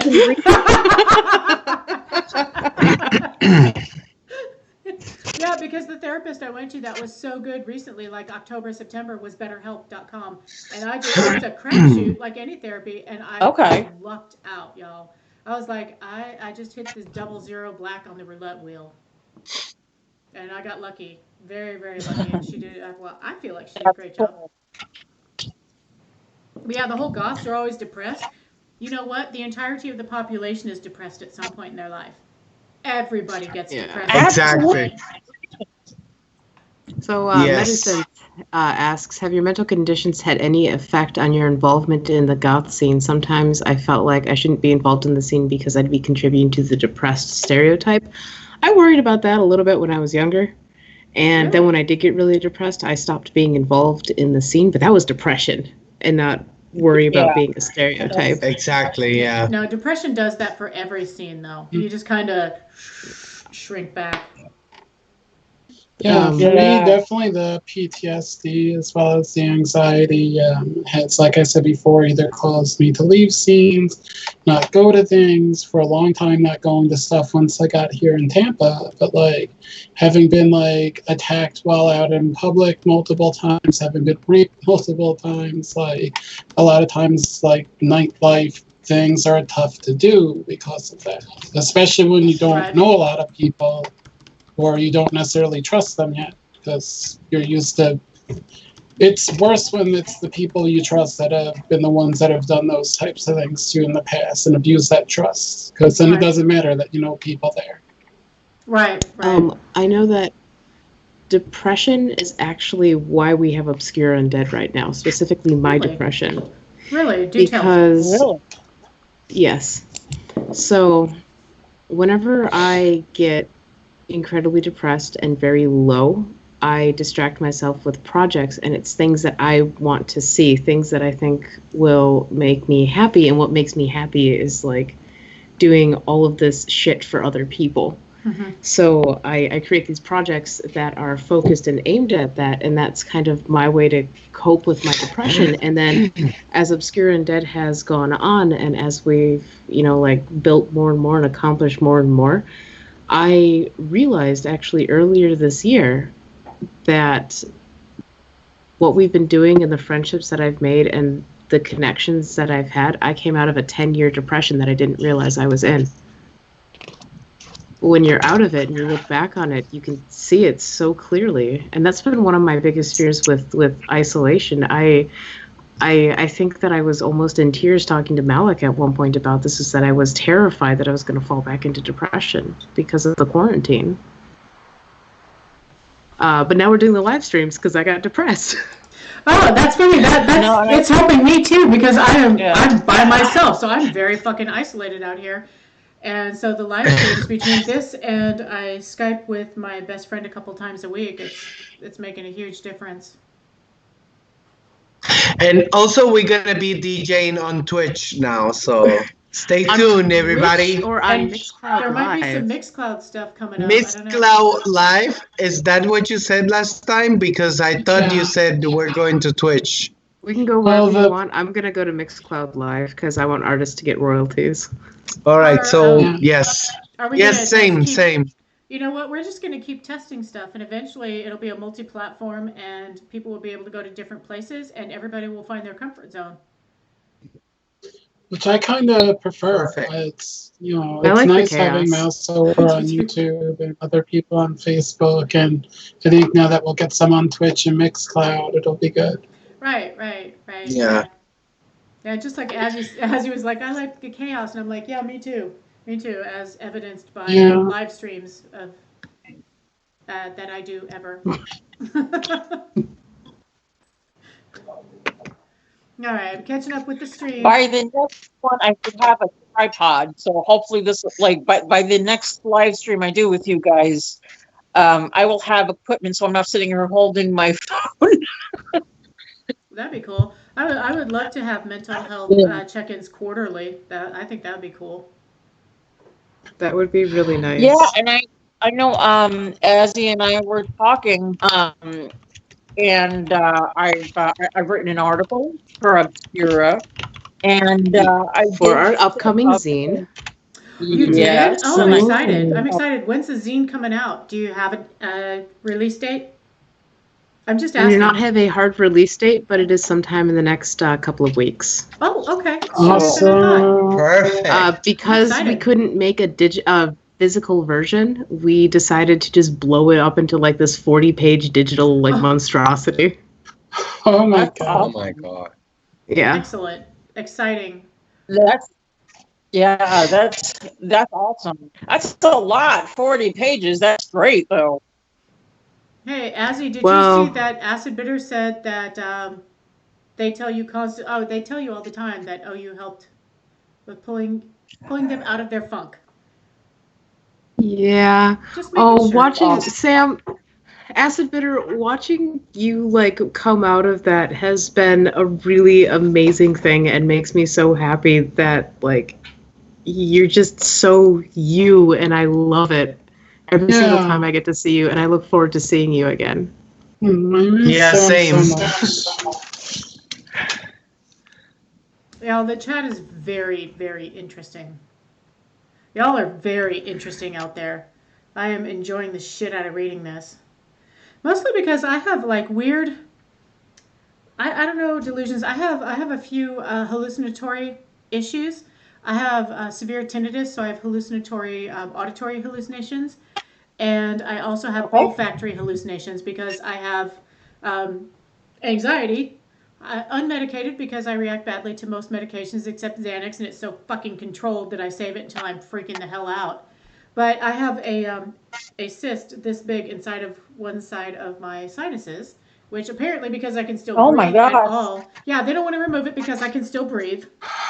It hasn't impacted my brain yet, but it does affect my sense of smell. So I will smell weird, random things sometimes, usually unpleasant. Every once in a while, cinnamon rolls, though, so that's kind of cool. But it's just interesting because people are sharing, they're sharing different bits and pieces of experiences of people that they know and themselves. And I just have to say that there are a lot of people out there who have been through some serious shit. Y'all are pretty fucking amazing. Yeah. This is an incredible chat. So I might have to go through This and is watch. some sort of a therapy for all of us. Right. Great. There is one thing I'd like to share. I did because I am writing in Obscura under a pen name because I wanted to set up a Facebook advice and mental health column where people could write in if they have questions or, sort of like they do in just your physical magazines and whatnot. And it's called Lady Lagomorpha, which is the scientific name for rabbit, because I have a big bunny rabbit tattoo on my neck. Yeah. And what was that word? Lagomorph. Dea, would you please put it in the chat? It's Lady Lagomorpha. No. Sure. Lady Lagomorpha. And the subtitle is Like a Healing Hand because I am a dork. Because that's the first thing I thought about when I started getting advice. No, you need something descriptive. Like I'm gonna ask you. Yeah. I was wondering about that invite because I was like, what is this like bunny asking me to do things? And so I just followed the rabbit. Hey, I'll be right back. Dea's like, what is that? It's fine. I mean, once I saw rabbits, like, don't you chase rabbits? Just when the cats are trying to eat them, but I don't have cats anymore, so now I have old dogs, and they don't give a crap about rabbits. No, they just empty the colons. And yet, at a racetrack, that's exactly what they chase. We have a ton of rabbits in our neighborhood for some reason. Yeah, we saw 3 of them sitting in somebody's driveway, like they were planning a B&E, Well, because there's no traffic and there's not people out there, and our house cats are staying in the house, so the impact on the environment that we're seeing turn around in 1 month's time is astonishing. Yeah. I would not have thought this much of the environment would repair that fast. I mean, not only that, but rabbits are crepuscular, so you'll see them at dawn and dusk a lot. And if you're now like up at either of those times or home at those times, you'll see them. You have a pair of them. Even before COVID, our neighborhood was full of rabbits. Yeah. So, to mashed potatoes. If you're worried about oversharing, our chat is a safe space. It's hell yeah. It's perfectly fine. Yeah, we expect people to be gracious to one another and to be respectful. And we will not. Because we're among friends. Yeah, we're not going to tolerate bullshit from people. I mean, if we're bullshitting, that's one thing, but we're not going to tolerate somebody treating you like crap. They will be blocked. They will be summarily removed. There's no room for that. We're not mainstream, y'all. We're not mainstream. We're not going to tolerate that shit because we can make $1 off of it, because I think we're all in the U.S. here. But I'm American. I love dollars. Dollars. No. Malik, I'm kidding. I'm so disappointed. Please don't disown me. I'm kidding. All right, all right. They are going down. We have a problem. It is a Yeah. mechanism of exchange. That's what it is. That's what it is. Oh wait, I And missed Mark's it. right Serious. about it. But anyway, I missed the oversharing. Play I'm it. trying to catch up. Nuclear war. If I'm babbling. No. Oh, I saw that. Yeah. We're okay. I'm trying to catch up. Mashed potatoes. Freaked out because I was going. Oh shit! I missed. Let me go back further. I apologize for being boring. Oh, my parents were constantly trying to squash my spirit into a little box too. Oh, I've gotten to the point where every time my family messages me, Yeah. like, And to look, tell me something shitty, I send them a picture of a club photo. Right, right. I mean, I went 'Cause to it my shuts father's them up. 80th birthday with my pink hair. I let my eyebrows grow out, but they were red, purple, and black.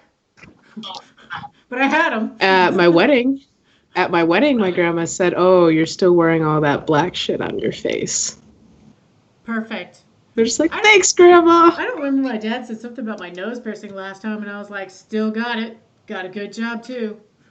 Well, it's possible. It depends on the mood. I'd be like, eat shit, old man. But, I try not to do that to my parents. Oh, I don't care.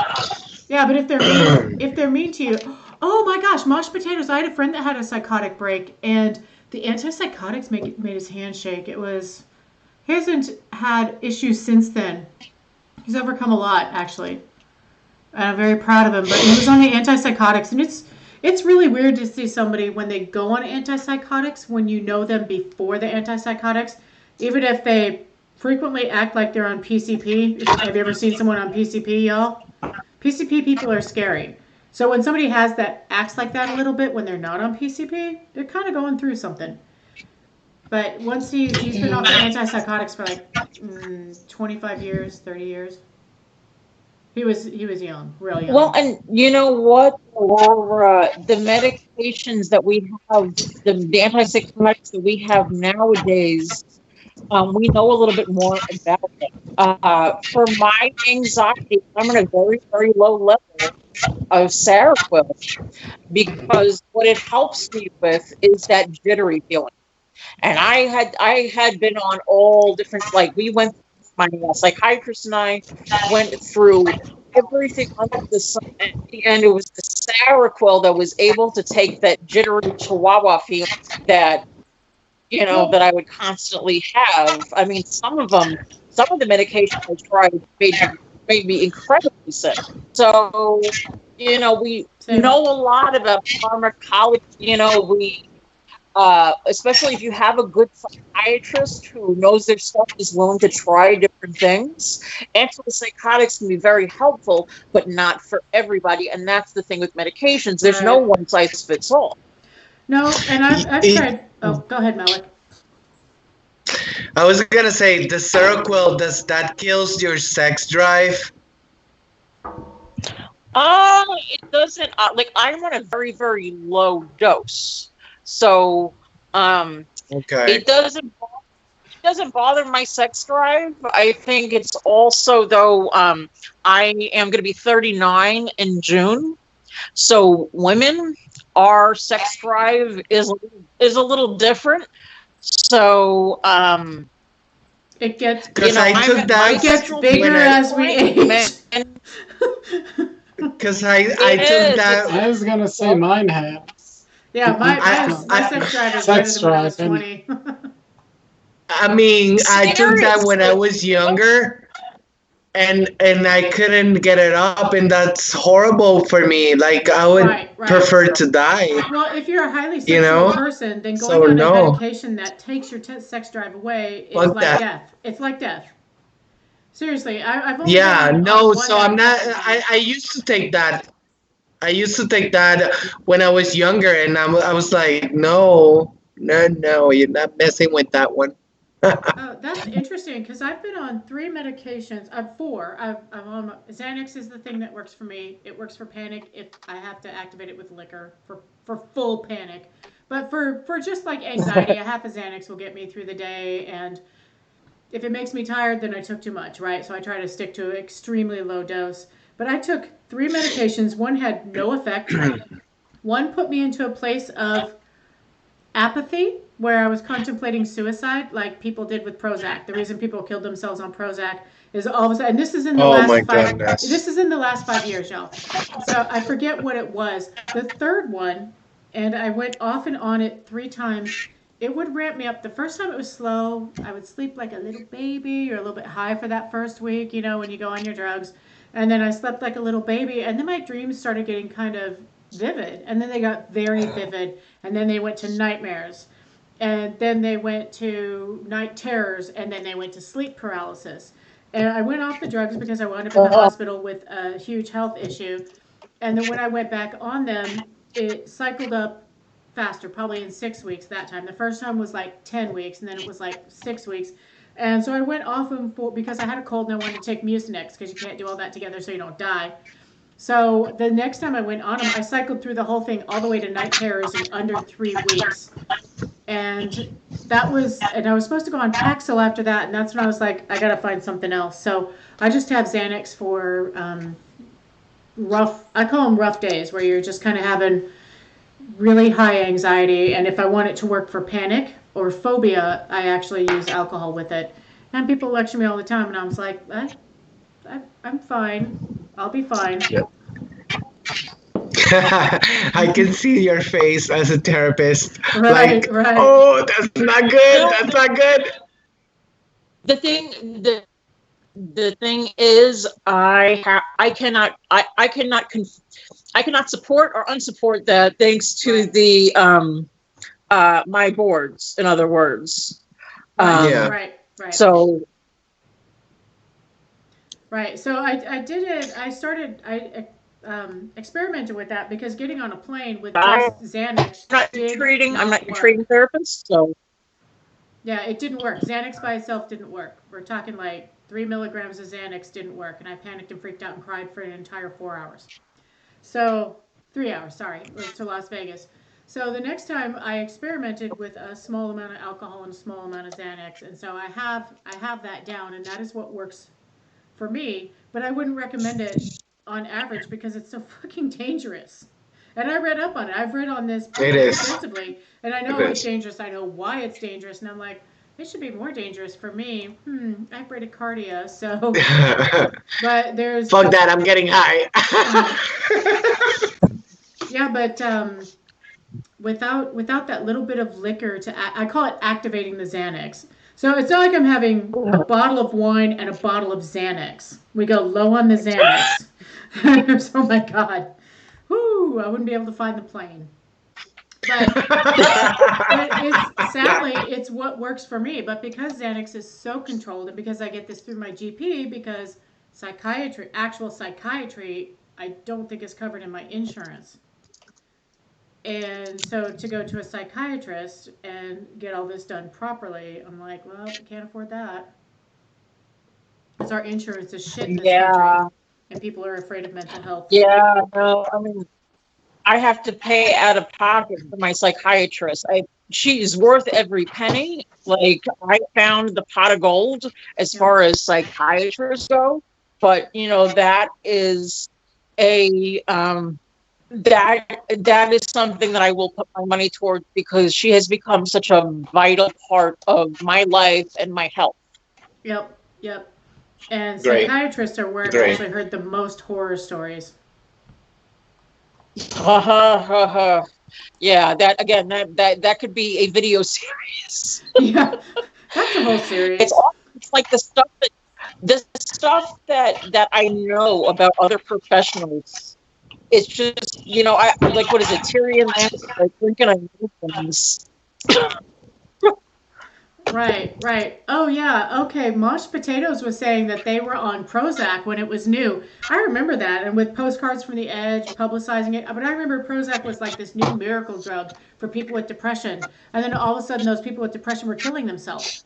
And nobody could figure it. They'd be fine for like 6 months to a year, depending on the person. And all of a sudden, there was this rash of suicides from people on Prozac. And so I know exactly how people on Prozac felt, because it's a weird apathy that makes no sense. It doesn't have real depression with it. It's like, it's almost, like you can't feel, and you kind of wonder what that would feel like. So maybe you'll try it. I had a moment of clarity and stopped taking my drugs. But there are people though who do very well on Prozac. Right. It's just it's a matter of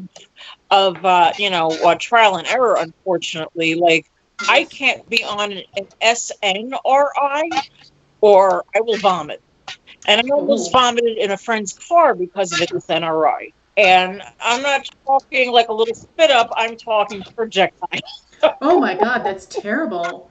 Yeah, the things that don't work for me are when it's anxiety and depression, because other than having a blue day here and there, I do not have depression. I did, but I went to a decent therapist at that time, and it was situational depression, 30 years of it, and I don't have depression on average. I do get depressed sometimes, but to go on an anti-anxiety that has nothing to do with depression apparently is a rare bird. Well, one of the rationales is again that it comes with having a therapist who listens to you, that you have a good rapport with. Anxiety can cause depression because you're in that state where you're jittery and you're just you're feeling that nervous energy constantly.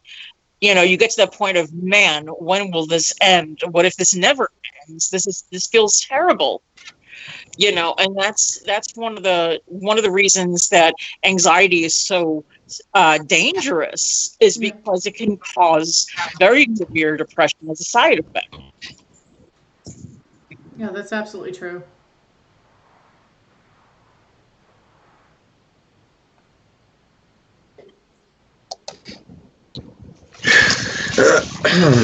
Okay, Azzy, I know you spoke, but my something hardware. What? You were talking and my hardware went down while you were talking, or were you muted and talking? I don't know. Yeah, nobody knows what's happening. I'm not muted. Well, I had you guys froze for a second, and then my secondary screen was like, ha ha ha ha ha. It's my docking station, which I'm so glad I spent 200 bucks on a good one.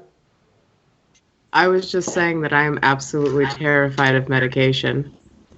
A lot of people are, and the reason I'm afraid of medication is from experience. And while I don't always maintain as well as I should be, I maintain well enough to go without it, and I know what my triggers are, so I can avoid a lot of them. Unfortunately, my job is one 12-hour trigger per day while I do it. It's okay, we'll change that one. Yeah, I don't take any medication at all right now. I don't take any other than my HRT and stuff, but I'm never afraid to try them. But I think that's part of my personality in general. Yeah. I don't know. I just believe that if I'm doing good the way I'm doing right now, and I'm functional, that's it. I don't want any medication. Well, but I do take the natural herbs that I talked to you about. That's it. But you're sorry about something very different. Yeah, me too. Yeah, no.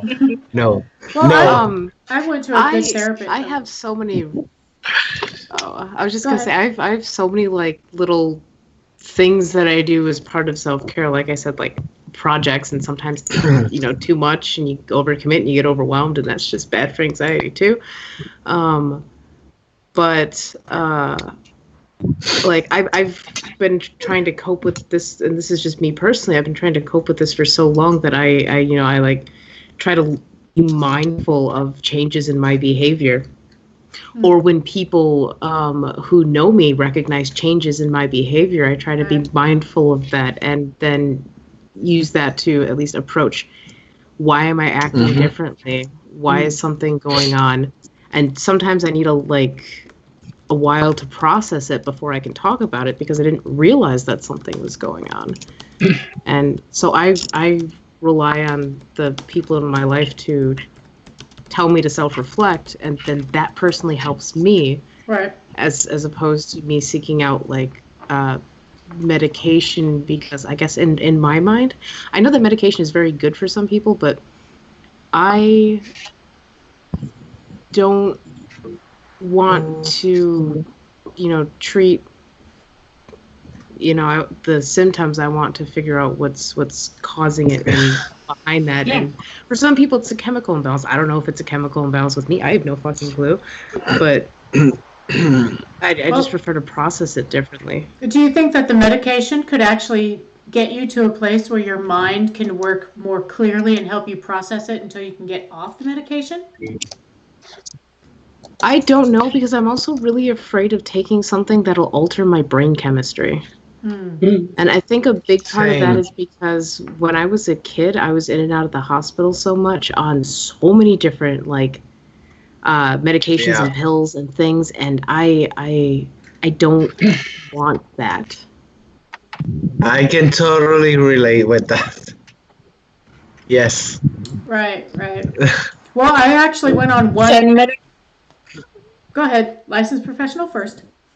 Okay. Medication's it's a very personal choice. It's something, it's not something that's right for everybody. There's so many different types of therapies that you can try first. I like to exhaust a lot of types of therapies before medication becomes the route we take.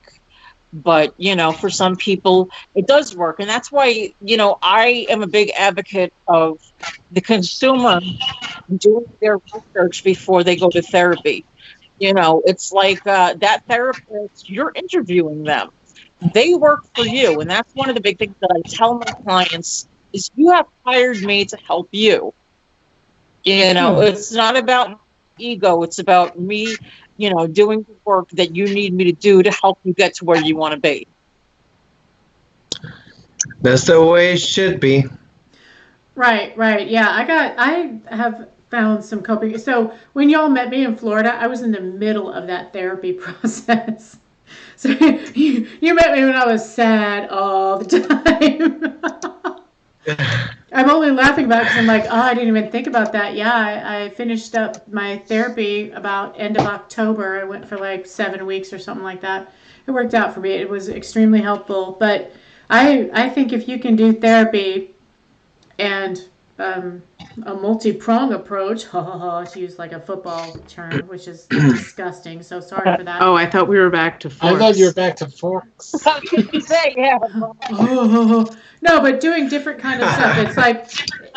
It's like when you're trying to figure out the source of something, because I agree with you, Azzy. I'm always looking for what's causing this. What weird little thing that happened 30 years ago is making me such a freak about like lipstick on the rim of my glass. Why can I not stand that to be on the rim of my glass for 10 seconds? Well, I don't care. It's an example. I don't care to fix that. That's just gross. I just don't want greasy stuff on my glass. But I want to see what the root is, and therapy, of course, can help you with that. But I found that doing things beyond therapy, beyond just talking to the therapist, like the dreaded journaling, which I fucking hate. And for me, that's when I started to pick up my tarot cards again, because that for me is a kind of therapy as well. So it's kind of like I did all these different things. I started actually going for walks at lunchtime to help my anxiety at work when I'm in the office. And so I started doing all these several different things and trying to change different things. I started on the magnesium malate as well, which again helps me sleep because I have other issues with all sorts of drugs. And so a lot of that helped for me. And yeah, stuff still comes up and I'm still going to freak out periodically, but I think it really worked. It kept me from having to go back on a medication. Because for me, having 3 failed medications, and I know that that's like not even a drop in the bucket of medications available, but the fear of having a doctor prescribe something that is an anti-anxiety, antidepressant, which would put me into that fugue state again. Not quite a fugue state. I've been in a fugue state. But put me into that state again where I am apathetic to the point of self-injury. That's what terrifies me. That actually terrifies me. I've also taken one that killed my sex drive, Malik. I have to say, it didn't totally die. Yes. It didn't totally die. Don't mess with that. I could still get to the little death, but it took a while. And but what it made me realize there is that I felt very dulled. And as a person who is of well, extremes, emotional extremes periodically, which I don't see that as, it's just a fact. It's not anything but a fact.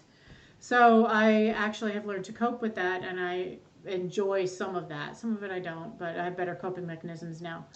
So I didn't want to go on something that I felt quite that dulled. And then the nightmare one, and then the one where I was going to kill myself. You know, it's like me and drugs. But I also have paradoxical reactions to medications. So I have extra fear because of that. Yeah, well, I I wish I could see you in Absolution Fest again if that ever happens and this all goes away. If it's not So canceled. yes, exactly. Hopefully, we're gonna get to see each other again. Other than that, I did not lie, but I hide the fact that I do take medication because I have a horrible back pain. Oh, yeah. And I do take I do take um, oxycodone sometimes, and it's very high, and I get very high too. But that has nothing to do with mental health at all. So that's why I avoid it, you know. But I don't use any drugs at all except that, which is equivalent to heroin or whatever. Oh, is it I an don't opiate? care. Is it an opiate? Because I don't react to Yeah, opiates. What? That's one of my Yeah, drug it is reactions. an They don't do opiate. anything. Yeah, it is. It is. It is. And I wish they will legalize it soon so we can Not enjoy with all that not with all without the getting old men. addicted. I'm not saying that. I'm not saying to misuse it, but we, the people who have a lot of pain throughout all of our lives, we should get that medication, without a lot of questions and a lot of scrutiny, Right. So, but anyway, Proper pain anyway. management. But because we have people getting addicted to opiates, you're kind of screwed. It's the same thing where I can't just have Sadly, monthly yeah. to my Xanax Yeah. so that I can have a Xanax whenever I want. So I wait until my stress is not here. I wait until my stress is up here before I'll take that Xanax because I'm so Exactly, paranoid. same with my back pain. I Right. don't take it like right now. I'm not on it, But last Saturday I was like freaking high as fuck because it was killing me. It was killing me, So I don't take it like that. But yeah, there. I don't know. There's people who are gonna get high or addicted to it, and there's people who are gonna use it because they have a fucking problem. Yeah, but used to often try they to- start using it because of a problem and then get addicted. Yeah, sadly, yeah, but that's not the case with me. So Yeah. I can't.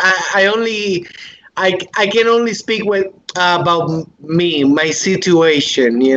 What I'm going through. So I don't know. I don't know about anybody else.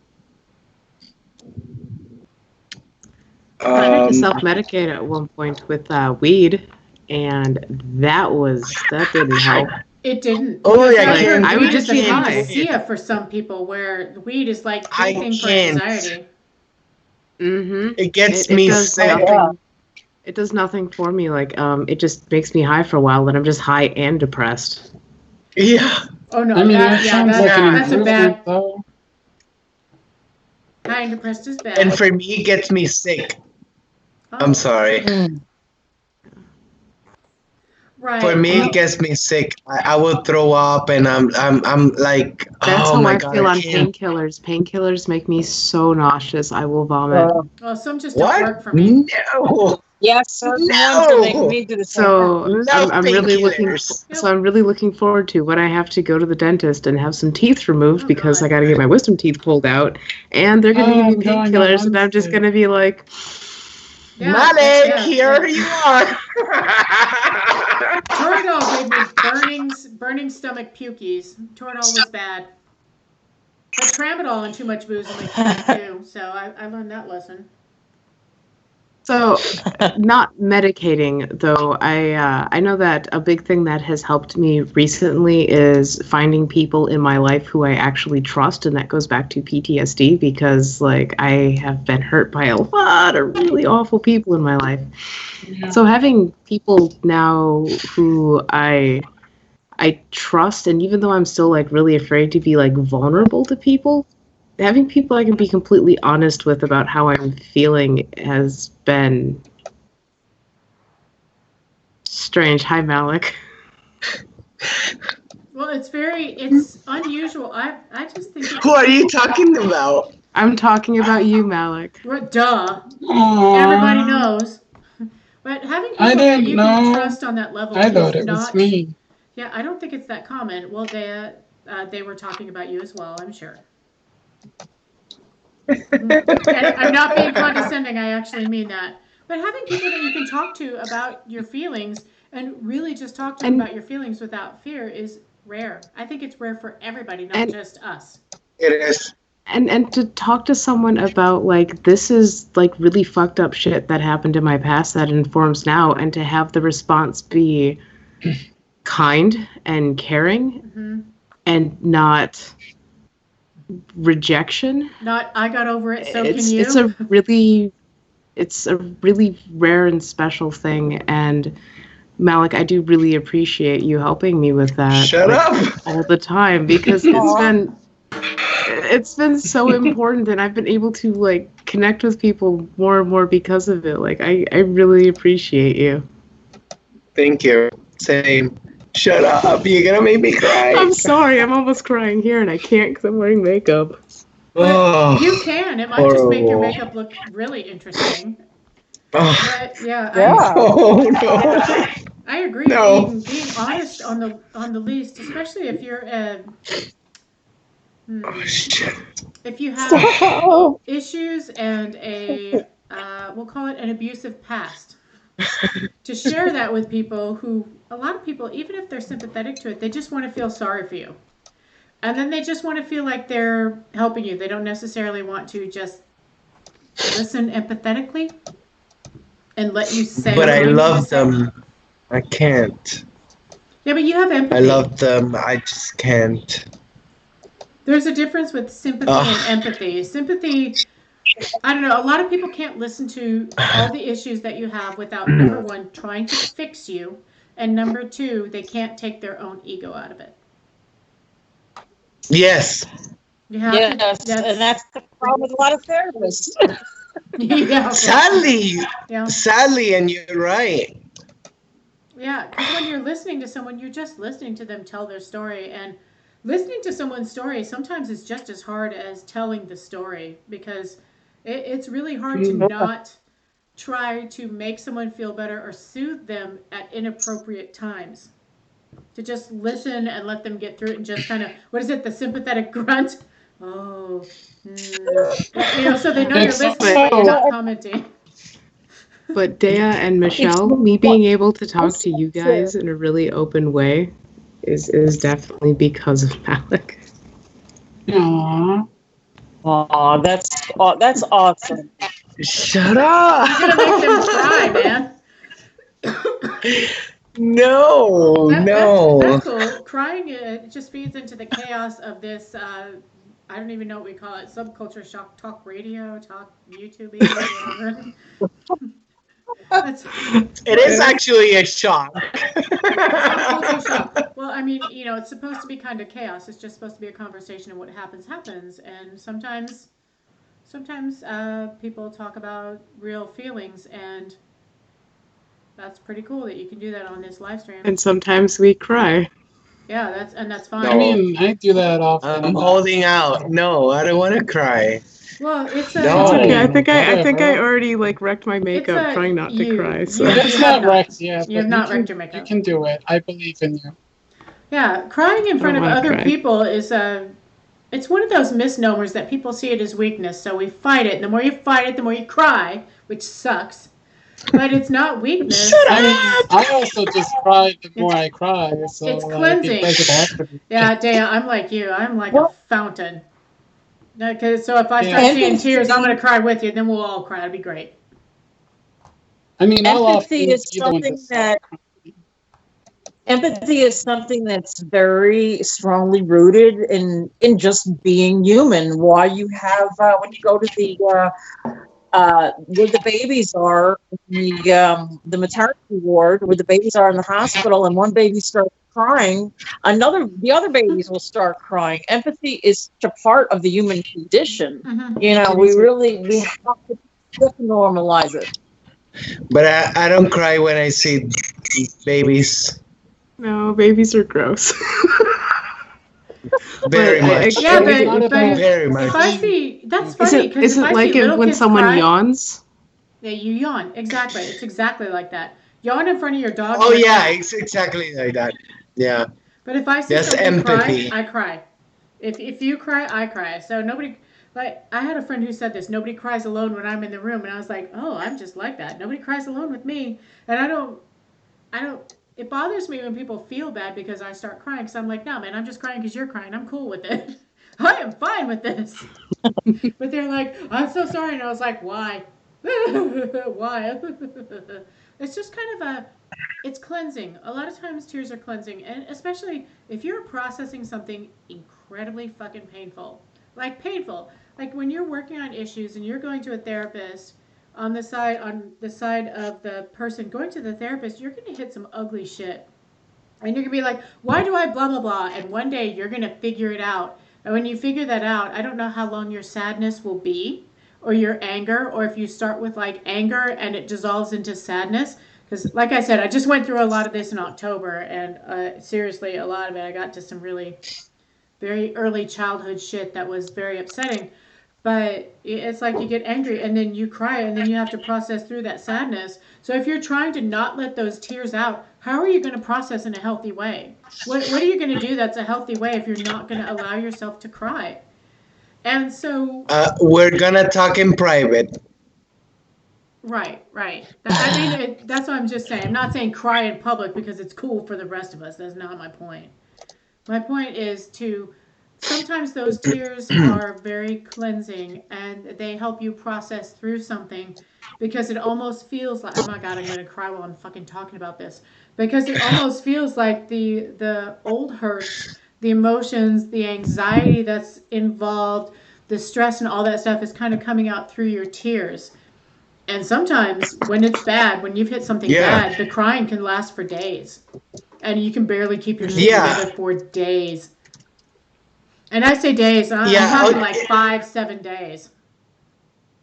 It also happens to me is that it's something that happens constantly to people. Like I be like a year without crying or something like that, you know. And then when something happens, I fucking break in tears, you know, and I keep crying and crying and crying, all that I have never cried before, you know. Right. I never understood that. Why is that? I don't know. That's your body's I have response no to idea. sadness. And we are, as the primates that we are highly empathetic, but in our society, in the way that we are forced, I don't know, in our oral narcissistic, constantly needing to hear how good you are, we crush it. Boys and girls are not allowed to be emotional in our society. And so when you finally break through after you've held on to it for as long as you possibly fucking can, I mean, why would you not cry for a few days? I mean, everybody knows that I'm from Puerto Rico, and in my society, if a man cries, you know, you're acting like a lady, and that's means to degrade you in some way. I don't know. I never understood that. I never understood blue for boys and pink for girls I don't either. understand it either. So yeah, gender. I don't understand that. Gentrification. But in that society, they will tell you that they will tell you, you know, since you're a child, and I don't get it. Like I've never got it. I don't understand why. Yeah, me either. Why is that? Why It's like we I have to? I used to not like to cry because that just makes me hysterical. It wouldn't matter the reason for yes, crying. Yes. Yeah. But, so we. Yeah, exactly. And my brain, it's like processing all these things that had happened to me before. It's like crazy. Is that a normal thing, doctor, psychologist, or supervisor? I'm not a doctor. Sorry. Crying is a very, very personal thing. My grandfather passed away last March, and Sorry about that. for months I just couldn't cry. And then when I finally did, it was just all day, just the floodgates opened. It's just everybody is different, and you might cry you might cry this way, last year, but you might cry a different way tomorrow. It's just it's one of those things you really can't predict. The human mind is fickle like that. Yeah. Right. But it's good. It helps you get all that stuff out. I've never. Well, not as an adult. I've seen crying as weak outside of myself. I try not to cry at work because, of course, that's going to make things go badly for a while because people can't figure it out. But it's a social construct, and gender is a social construct. And quite honestly, the way we treat gender makes no fucking sense. It makes no sense at all to me. Mm-hmm. I tend not to cry when I'm angry. I tend not to cry when I'm sad, although sometimes I do. Not to cry? You cry? I tend not to cry when I'm sad. I used to when I was much younger. I still sometimes cry when I'm sad, but when I cry most is when I'm happy. Yeah, I cry for when all I'm that. I'm feeling probably like going to have an to get off this overwhelming stream feeling and of cry happy for an hour. emotions. Yeah, would I get happy or something over it? I think that crying sometimes is when the emotional response is overwhelming. So maybe for you, happiness is the thing that's overwhelming. For me, I will cry when I get mad. It is. I'm not used to being happy. It's right. It's a new sensation. But that's good. That's good that the sensation is there. To that extent, that's awesome. Yeah. We're usually happy about having a new gig or creepy things, but other than that, we're not that like that. Happy in a cemetery with friends in the rain. Oh my God, so lovely. Oh yeah, because then you can cry. Nobody knows. I remember when we went to the cemetery, and it was raining, and you were jamming to the music in your head. I want to do that again. I want to not be in quarantine. Fuck damn it. Yeah, it was like. I know. Right? Well, thanks to the people with their guns. Oh, sorry. What, Jen? Oh no, I was saying like a cemetery picnic just sounds so nice. People used to do it that is all lovely. The time. And please, whoever does that to their significant other, please bring a bottle of wine. That's lovely. Oh no!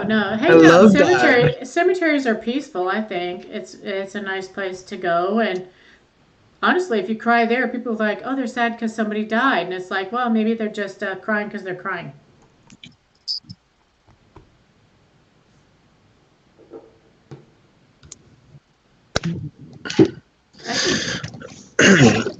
I don't know. I think everybody likes cemeteries, but it turns out they don't. I thought when I was young that everybody hung out in the cemetery. My friends and I did. I thought everybody did. But people did a long time ago. People would go on picnics in cemeteries. And think about that. How we have horror movies and shit that scare the crap out of us, but we don't honor the dead. We don't honor death as a part of life, and so we fear it, and it's one more stupid ass thing that we just stuff down instead of thinking, oh, when I die, I get to go back and be part of the earth. We're like, oh, when I die, I don't get to be rich anymore. I don't know why we're so far removed from death. And here's the thing. A lot of people who have died, their family don't even visit them. Like Right, there's if you take percentage out of all the people that visit their families, it's a minority, you know, a tiny one. and we need to acknowledge that. And us who love these things and you know share with people, we should remember the dead even if we don't know them, because here's the reality for y'all. We are gonna be there. Yeah, We are all gonna be there. right. You like it or not. I think not mourning the dead or celebrating their life, I think that harms us. It's a part of It life, does. and it makes us more fearful, and it makes it the is. process of dying even more alone than it already is. And I think that we're seeing with the COVID. I call it the COVID or the Rona. I saw a really great nursery rhyme written for the Rona. I think that we should be slapped in the face every single day, staring at this. This is the reality of losing people all over the place, and death is a part of life. This should be bringing this back to us that we people are precious. We should be precious to each other. We should be treating each other better. Not that we will get there, because we have the dumb shits who are fucking protesting, making sure the rest of us are going to work at home in perpetuity. I got things to do, motherfucker. Seriously. Which might honestly cause me to be able to go to Absolution Fest after all. But so you might get your wish, Malik. I'll expect kisses. Yeah. Yeah. Mucho beijos. Muito beijos. But yeah, it seems like we should be. Of course, we're having mental health issues. I think just as a society right now, we're having mental health issues. How could we not? We are very social creatures. It's the reason that we've risen, we'll say, to the top of the food chain. It's not like a bunch of army ants couldn't just fucking kill us if they crawl over us and overwhelm us. But I think that we have an opportunity now to learn to treat each other better, like we're all precious, because right now we have crossed 50,000 people in the U.S. have died in the last 7 weeks from one disease. So if we're not going to learn to treat each other better now, then when? Just overall, when?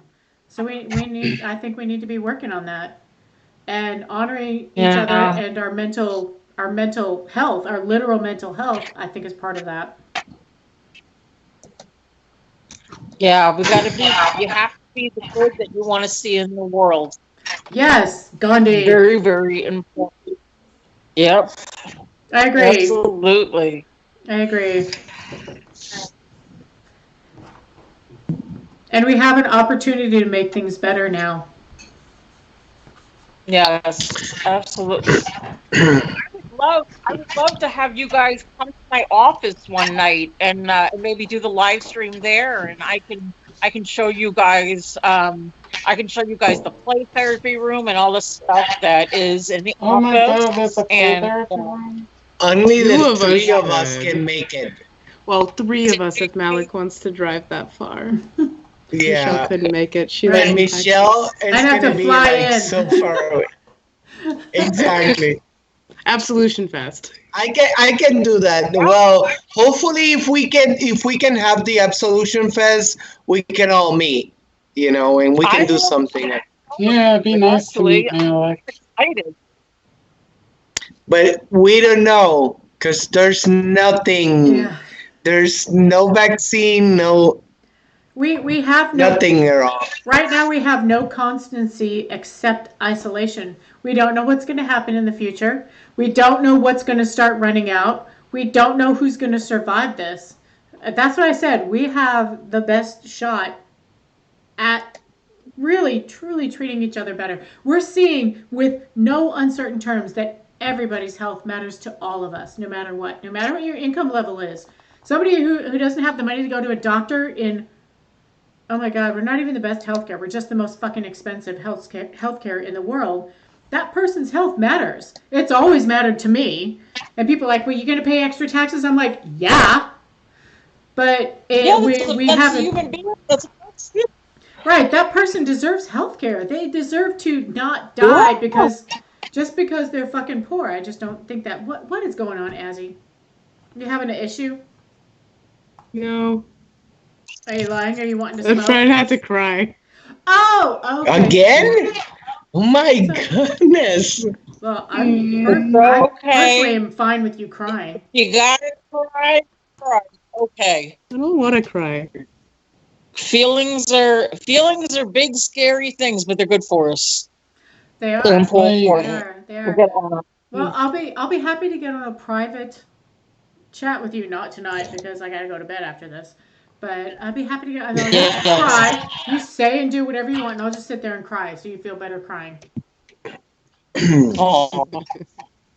Right, Absolution's in Tampa, Florida.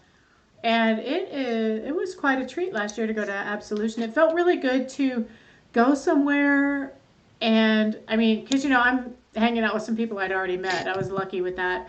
But just to go somewhere and feel like you kind of belong, to go and hang out with a bunch of other weirdos. Belonging is so. I mean, honestly, like just the fact that you guys have been so welcoming with me, coming on here and writing for your magazine, like that has been a huge honor. That's not an honor. That's just us. What are you talking about? Take the compliment. We're like that. Take the compliment. Well, it's an honor. Thank you. Yes. There you go. Yeah. Yeah, No, it is. We're super inclusive. Yes, extremely inclusive, and every person in your group is kind of different. There's similarities. Obviously, everybody's goth, and they generally like goth music. That's kind of an obscure undead thing. But everybody is actually different.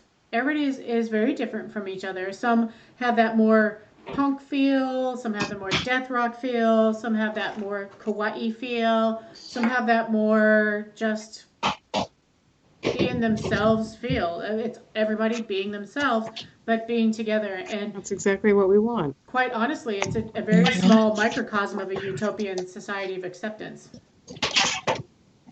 That's the way it should be. Just saying. Yeah. It's not utopian if it is a reality. I don't know.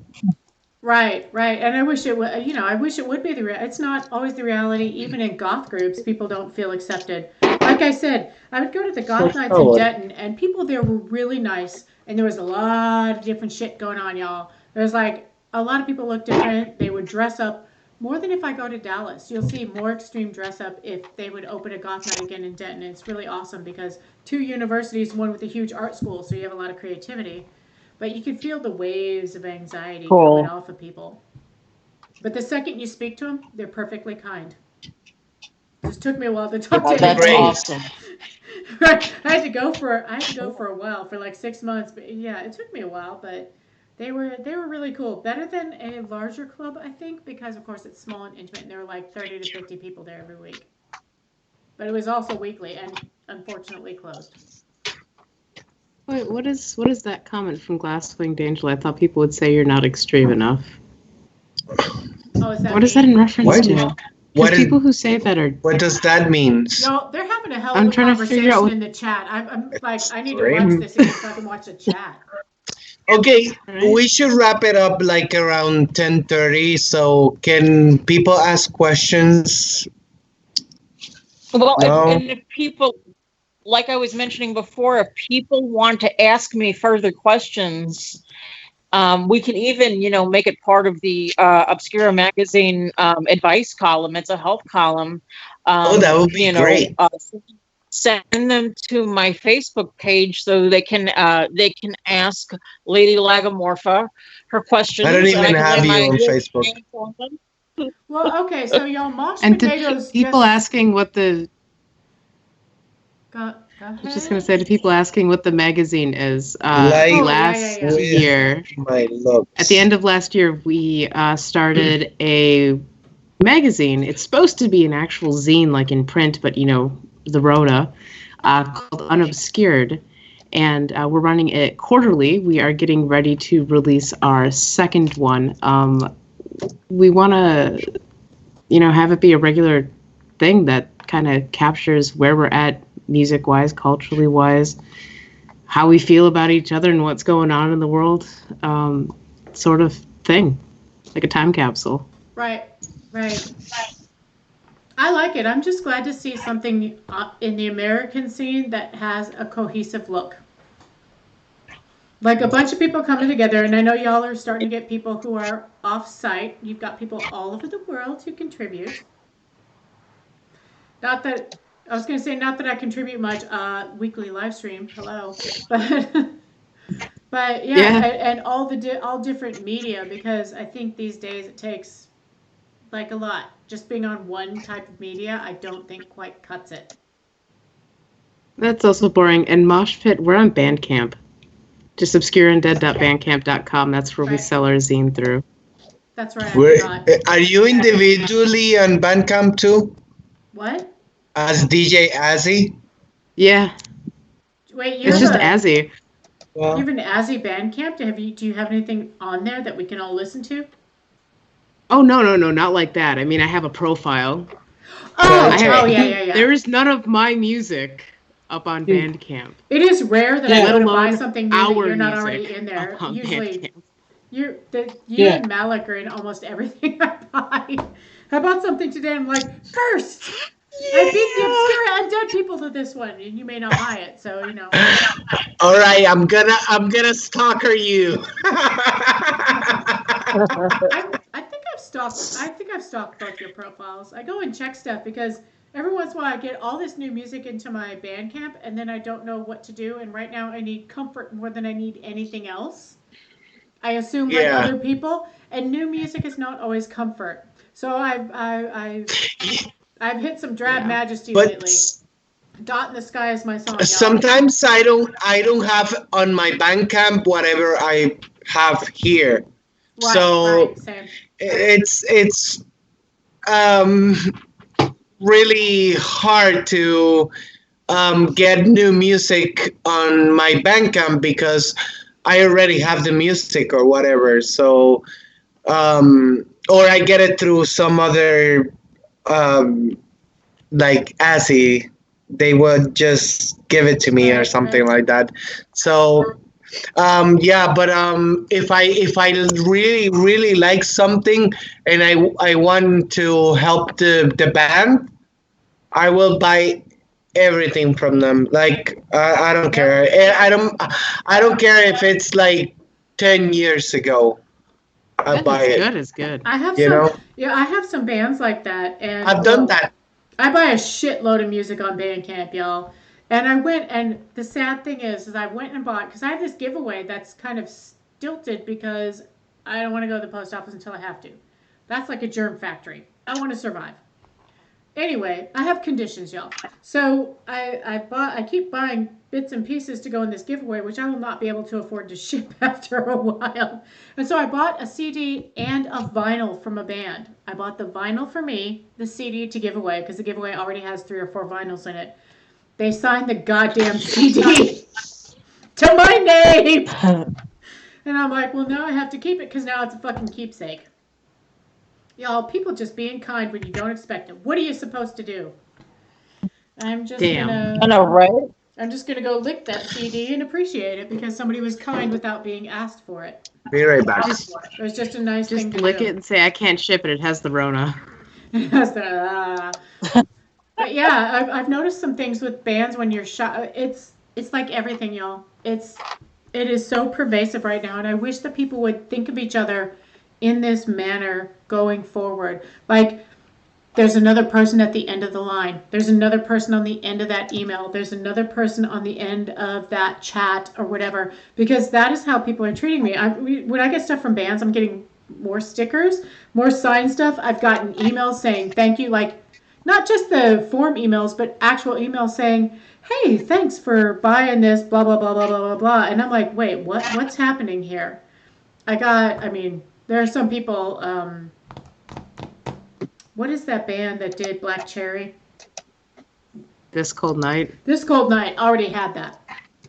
Don't you think, Azzy? This Cold Night already had that personal touch? Mm-hmm. A little bit. But I'm seeing it from other bands now. And it's not just the desperation of I need money. It's also I want to share something to help you feel better. And for sure. I am so into that. I am loving seeing it. I'm loving seeing everybody, all the DJs live streaming. Although I am 100% biased, I will not even try to hide that towards Obscura Undead. Even though I'm biased, I do think it is the best DJ night out there because you can't even decide where to go. You're just clicking back and forth. The Cryptic Species webzine said the exact same thing, and that is Akiko from Utsi, and they know what they're talking about, and they said we might be the best one, so I'm just going to roll with that. Well, I've watched 4 or 5 different streams. I've watched some, DJs. I've watched some bands playing, all that kind of stuff, and there's something about the Obscura Undead. There's kind of something for everyone. But it's the posting the pictures afterwards. It's the how it's shared. It's the hyping it up. It's the interacting with people live on thing. And I just want, oh my God, that dog is so cute. I just want to see more of that. But I want to see that everywhere. I want to see people acting with empathy towards each other like there's always people. Oh, Michael from A Starry Night literally sent me, oh my God. Well, wow, Acid unless they start talking about what? Some No, I was gonna say that unless they start talking about some stupid misconception they heard online, then I'm not talking to them. That's it. Who? That's when I get elitist. On your stream? Sadly. No, not at all. I'm saying like I love the community as a whole, but unless they start talking about something they heard online, which is really annoying and stupid as fuck, I'm like, okay, whatever. I'm not talking to you. The community, the thing with the community and being large is that right now, because especially when times are tough, if you watch when times get really tough, when recessions happen, you'll see skirts get shorter, necklines get lower, things get more extreme. You're going to see fashion get more extreme in the next 2 years. I know, I am waiting for it. Love it. I know, love it. But people, right now, goth is the extreme fashion of choice. So you're going to see a lot of mainstream people. And yeah, but the best we can do is try to educate them with the music and hope that they like it enough that the bands can actually survive. That's what I'm looking for. Yes. And if I have to fuck with some elitists, because I'm going to fuck with some of that shit. I can't help it. To get people who may or may not have other access to it to see stuff, I'm going to do. Excuse me. And I'm going to consider it sport.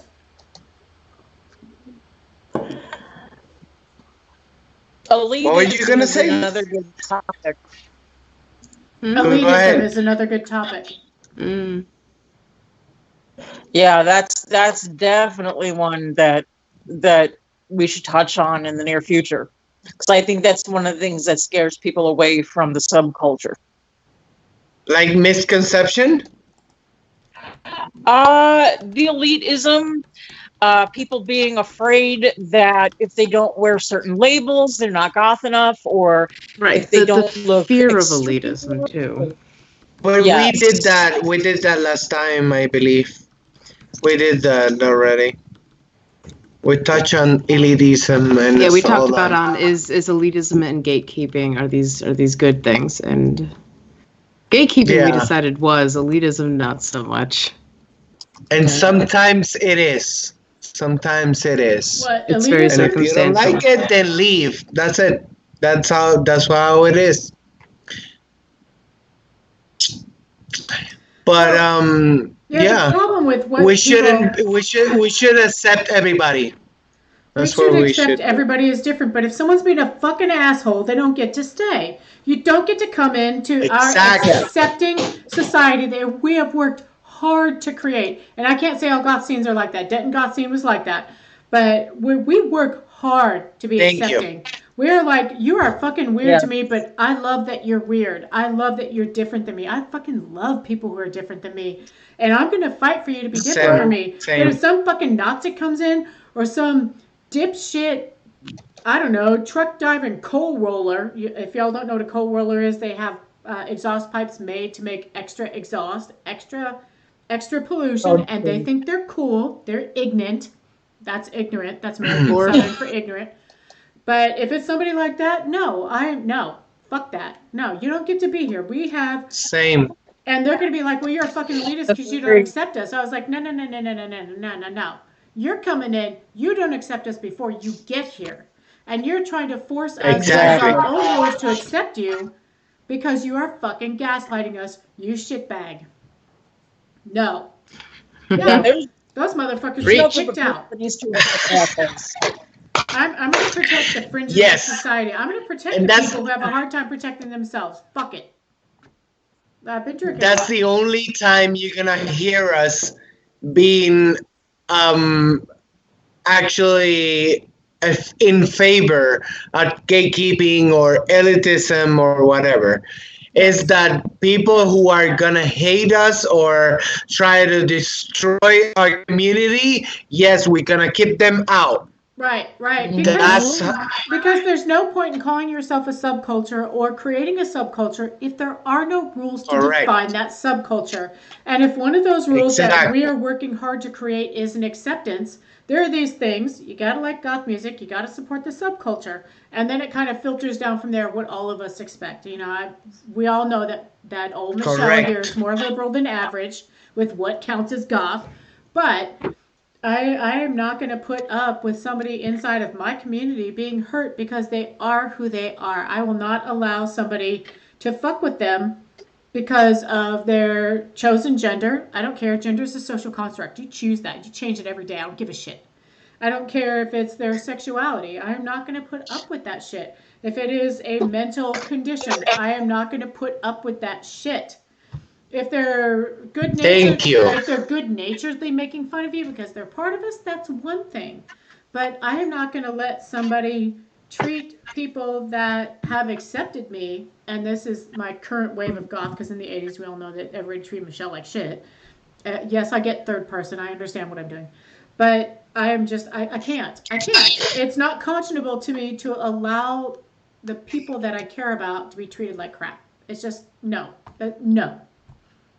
So when I see Ain't things gonna that happen. that are Agreed. wrong, yeah, I will get in between two people. If I see somebody who's, because we have sexual predators come to our club, sometimes they are actually goth, a lot of times they're not. I will get in between the person that they're bothering and them. I will Same. act like Yes. I don't know what's happening. I will act, but I'm not afraid of those motherfuckers. I was like, go ahead and kill me. I know? will haunt you to death. You know, that was one of my first Same. interactions with my mouse. Some dude was bothering her. So I just sort of like walked up and stood there, and I had my back to her, and I said, you don't have to talk to me, but I'm going to stand here so you can eat your food without this creep talking to you. Yeah. Hopefully that- And that was one of our first ever interactions. Right. Yeah. And that's the way it should be. We should protect each other and love each other and accept each other. That's Every the day. way it should be. Right. Every And, single fucking day. I never meant to say that I'm exclusive or anything like that. I'm not saying that. At all.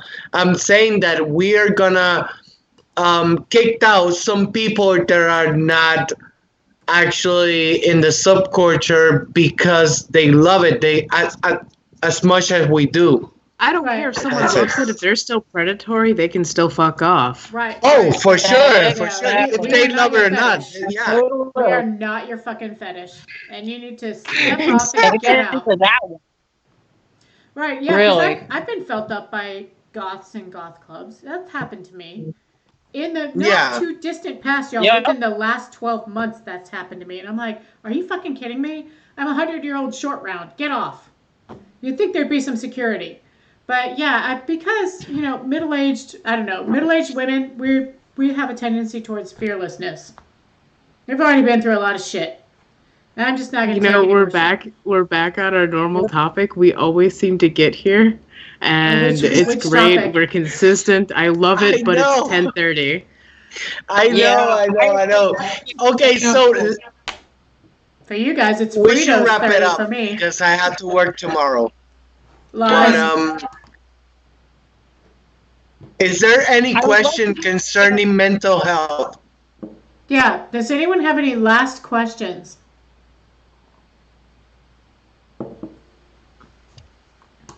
Oh wow, acid bitter. Yeah, Mouse is pretty badass. Mouse will protect you. I'd protect you too. People are naturally, because I look unfriendly, apparently my anxiety makes me twitchy and weird and unfriendly. And people do not fuck with me. Or they really fuck with me and then they get scared. Don't even touch or smell my hair. What? That's funny. But I'm same with my hair. And Assie is also the same with their hair. So yeah. Yeah, I've had people touch my hair. People, you're like, dude, your hair's all teased up. Why would you touch somebody else's hair? But yeah, it happens. Shut up! People want to, but now they're more afraid. Yeah. Am I the good kind of crazy? Crazy to me doesn't have anything to do with mental health. Crazy is about repeating patterns that you know are going to fuck you over. Or having a lot of fun. What's your favorite? if not. Acid Bitter asks, what's your favorite therapy song to comfort you? And I think I don't know if that's for Jen or if that's for everybody. Oh my goodness. I don't know. Dot in the Sky by that's a hard one.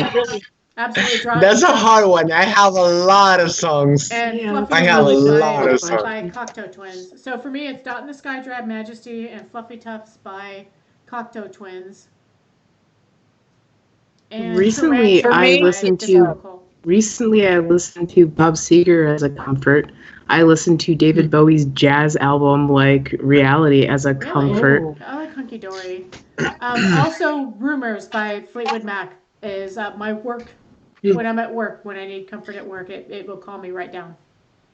Secondhand news. I listen to Bats in the Belfry as a comfort. Also, Come With Reverse as a comfort. I don't know, many.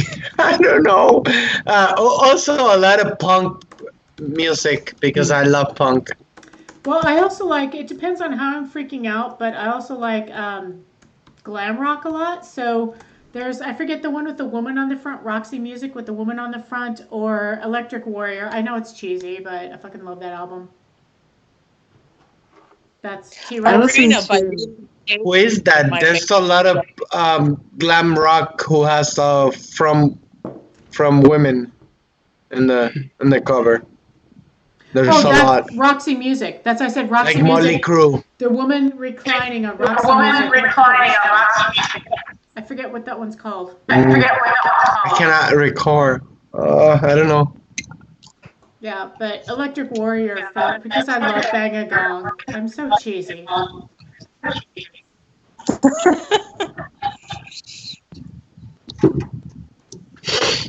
Oh, Fleetwood Mac Landslide. That's a good one, too. Fleetwood Mac is very calming. There's something about, I don't know, it's like mathematical how calming their music can be. I like Tusk a lot, too. Oh, somebody said Dead Can Dance. The Dwarves? Def Chums. I love that. I had a whole 6-hour drive of... Oh, sorry. I had a whole 6-hour drive of like comfort songs at one point, and I'm trying to remember what the fuck I played. Well, one of my all-time favorite bands, y'all, and this is together is U2. I fucking love U2. Before Rattle and Hum. They died sadly in 1987 after they recorded the Joshua Tree and had a concert. Then they disappeared. The Rapture.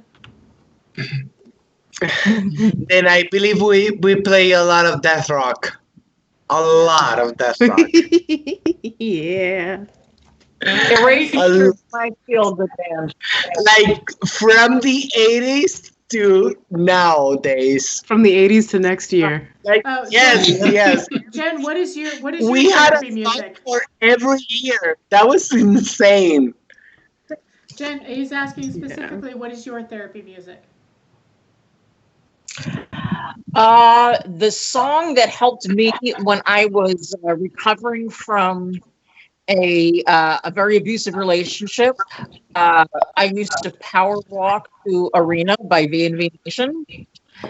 Another thing that really makes me happy is listening to Erasure, and I've seen them in concert 3 times. So that's definitely one of my favorite music. That's a good one. Yeah, literally any Cocteau Twins for me will help me, and anything by This Mortal Coil. Those two will usually calm me down pretty well. But when I'm really freaked the fuck out, things I can sing to. So it's one of the only playlist type CDs I have is in my car for bad days. Yes. And I don't even want to tell you guys what's on it. It's too embarrassing.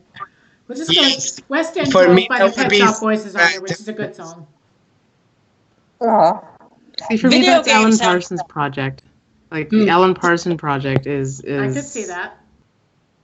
that hits it for me. But honestly, that's because that goes all the way back to like driving around as a kid. Okay, so one of my happy places is driving in a car at night. That is one of my happy places. Love it. Love it. How about you, When I Dee? come to Florida, we'll go for a drive. I fucking love to go for like 3-hour drives to nowhere. I mean, I know somewheres that are 3 hours away from me, but Dea, how about you? For me, definitely a lot of soundtracks because it makes me think of the show or movie that I like. So I will listen to Steven Universe soundtrack after a recent breakup. Yeah. I listen to the Blade Runner soundtrack a lot. But usually it's stuff that I have other connections with if it's for therapeutic reasons, or at least was at the show or something where it's going to help, I don't know, have sort of like sensory memory with it, where if it like can help recreate something that I enjoyed, that'll help improve my mood overall. So music, scents, a lot of textures, a lot of like, I don't know, a lot of sensory input. Sorry, I just put on my caps.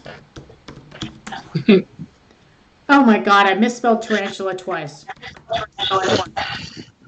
Alright, so it's 10:40. I think I'm gonna. Yeah, I think we should be done. Sounds Right, good. right. It's late for you guys. Okay. So thank you so much, Jen, for coming on to enjoy our chaos Yeah, thank and you. help us out. We'd love to talk to you again. I would love to be a part of other live streams and talking about other things too. It would be fun. Great. Yeah, I really like to meet you in person because I've never met you before. And I think it was great for you to be with us. I really thanked you. So, Right. Thanks for giving us hope that there are people out there who accept us as we are and we don't have to like dress down just to go to therapy. Yeah, no, like we'll have a day. You guys come to New Moon Counseling, and hopefully Zelda will be behaving a little bit better. You can see her, and I look forward to going to Absolution Fest if that happens, and going back to the castle. I would love to hang out with you guys in person. That'd be awesome. Yep. Acid Bitter says, thank you for being respectful to everybody. And I have to reiterate, thank you to everybody in the chat once again for being supportive and good to each other. It's very important that we are good to each other. And I, for one, appreciate that amongst the panel and also in the chat. That's very heartening. thanks all. Love ya. All right. Yeah, so much love. We're signing off, y'all. Hey, thanks for watching. All right. Thanks.